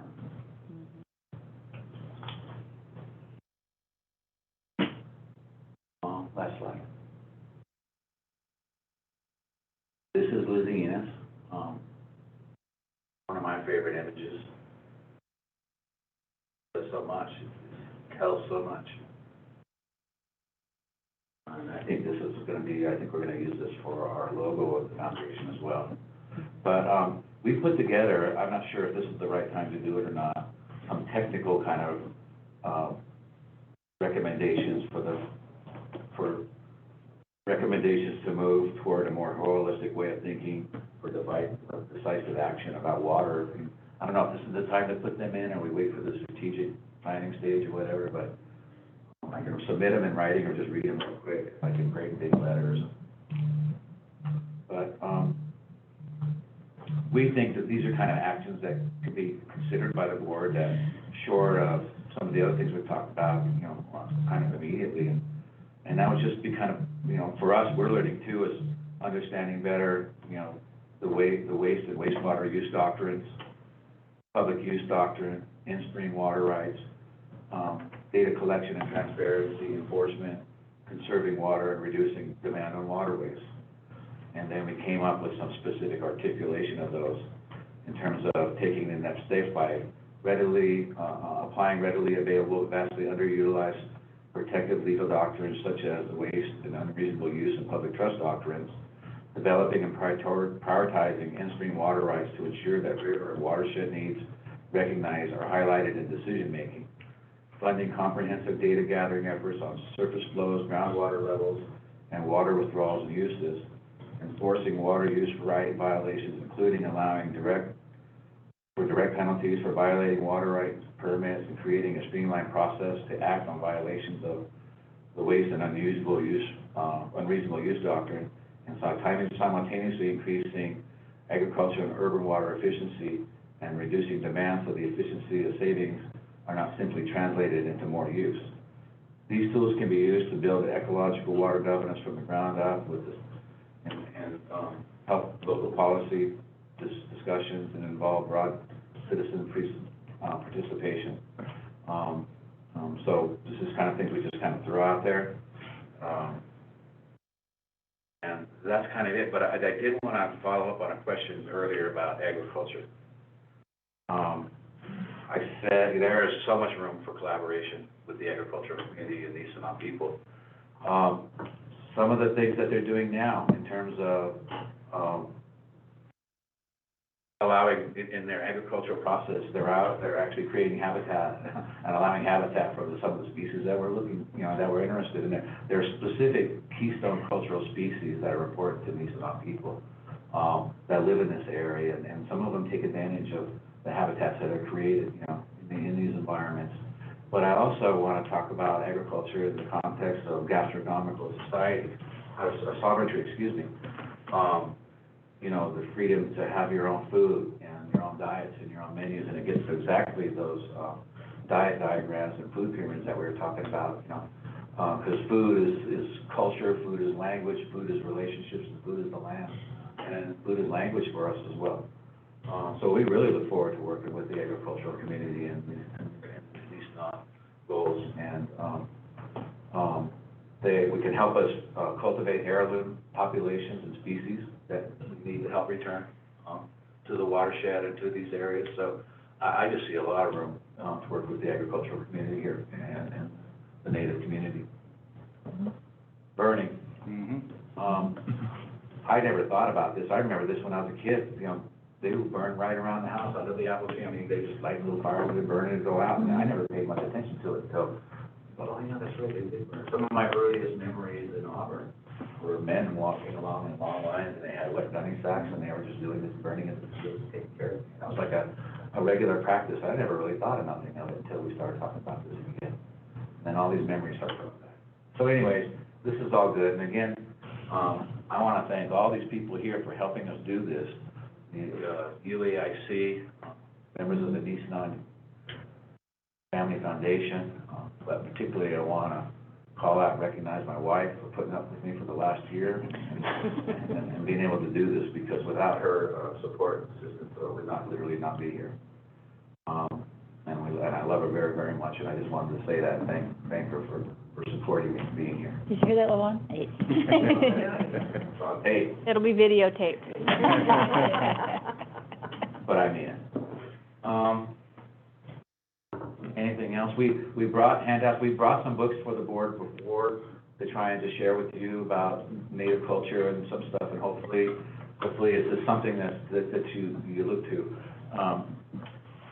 Not necessarily we expected to be challenged on some of the things or whatever, but if you wanted to, some of the history, the laws, and, you know, and some of the stuff I talked about in the settlement and exploration period, here's some backroom documents that kind of talk about those policies and gives you some information about some of the laws and things that were related to Indians here in California.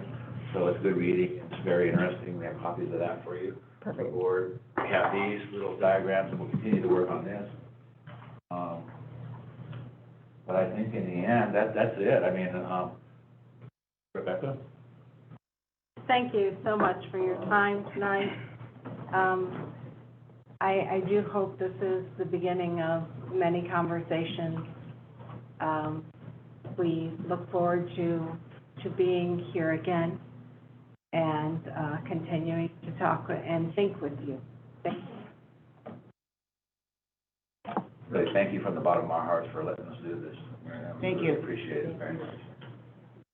Thank you for all the effort. It was just a wonderful time to spend together. I really appreciate it. And I'm sure thinking on behalf of the board. We still have almost 30 people watching. We do. We still almost have 30 people, and there are several comments that are very appreciative to all of you for sharing your history, sharing your culture, and helping us understand better. And I know that as staff, we all greatly appreciate all your assistance. It's been very helpful. I think it's going to be helpful to help guide this process moving forward and to be more thoughtful while doing it. So I personally greatly appreciate it. I had a couple of just quick, can't forget the public. Absolutely. I just want to let you all know that I feel really moved and inspired by your presentation. And so, thank you. I know this took an enormous amount of time. I couldn't put together one slide, much like all the things that went into it.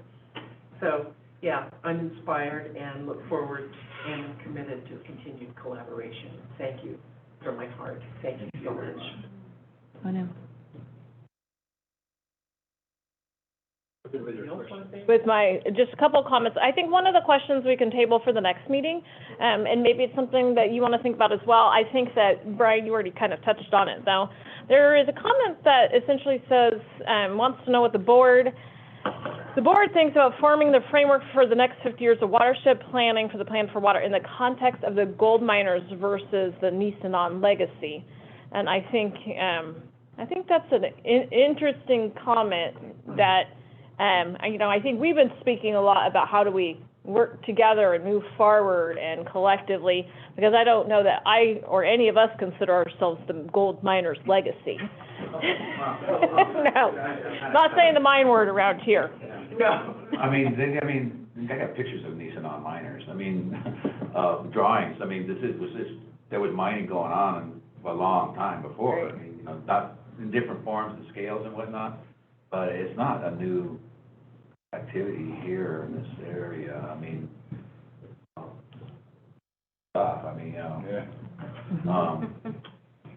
but when we make the proclamation for the rights of, it's not against all activities. Mm-hmm. It's just calling out or saying activities that harm the river. Mm-hmm. Not against mining, you're not against recreation, you're not against anything. But if it's gonna harm the river, then yeah, we need to think about it and look at it then. So that's kind of where we kind of begin to, this is where we start anyways. I'm not saying it's the end point, but, it's gotta be give and take, I imagine, you gotta have some place to start. I wish it was the other way, believe me. I wish that 50% of the water rights were dedicated to the river. I think it would return more than 50% of it. But, you know, that's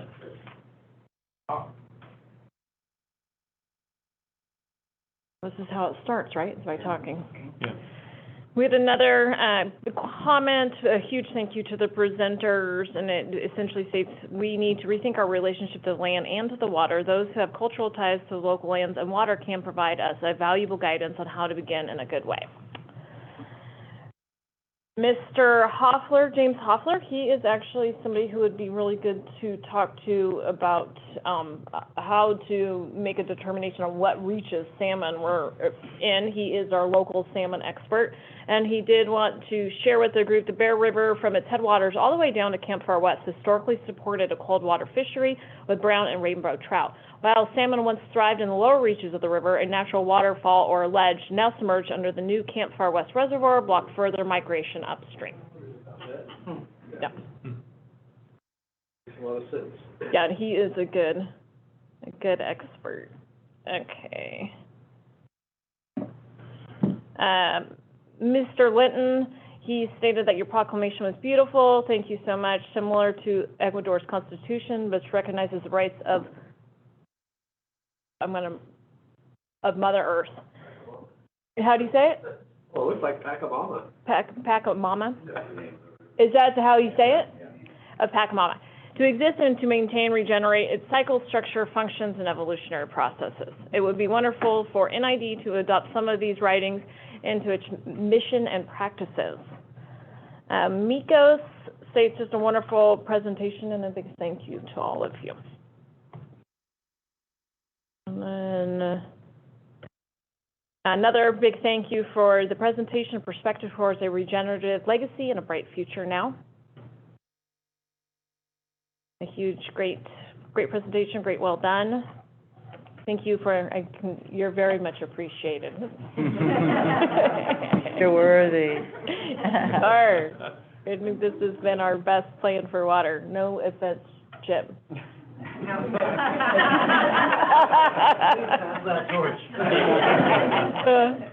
And then another big thank you. Big thank you, so that somebody might know this person, Brooklyn. Yep. She says, big thank you, family, for speaking for all of us, and thank you to NID for this opportunity. Yeah.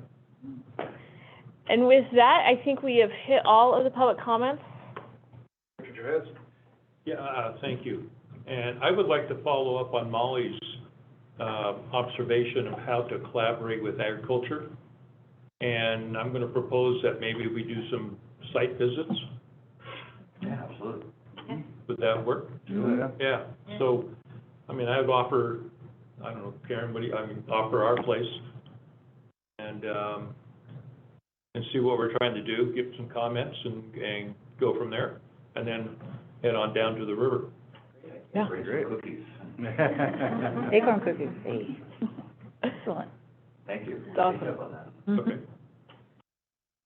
Director Peters?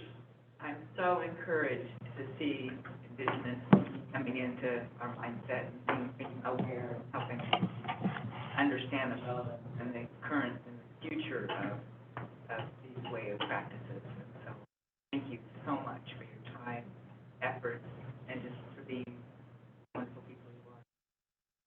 Thank you. Thank you for having me. Director Holt? As I take away from this conversation and the presentation is hopefulness and a belief that when we sit down at the table with open minds and open hearts, that we can find solutions that will make future generations proud and will take into consideration the breadth of interests that we have.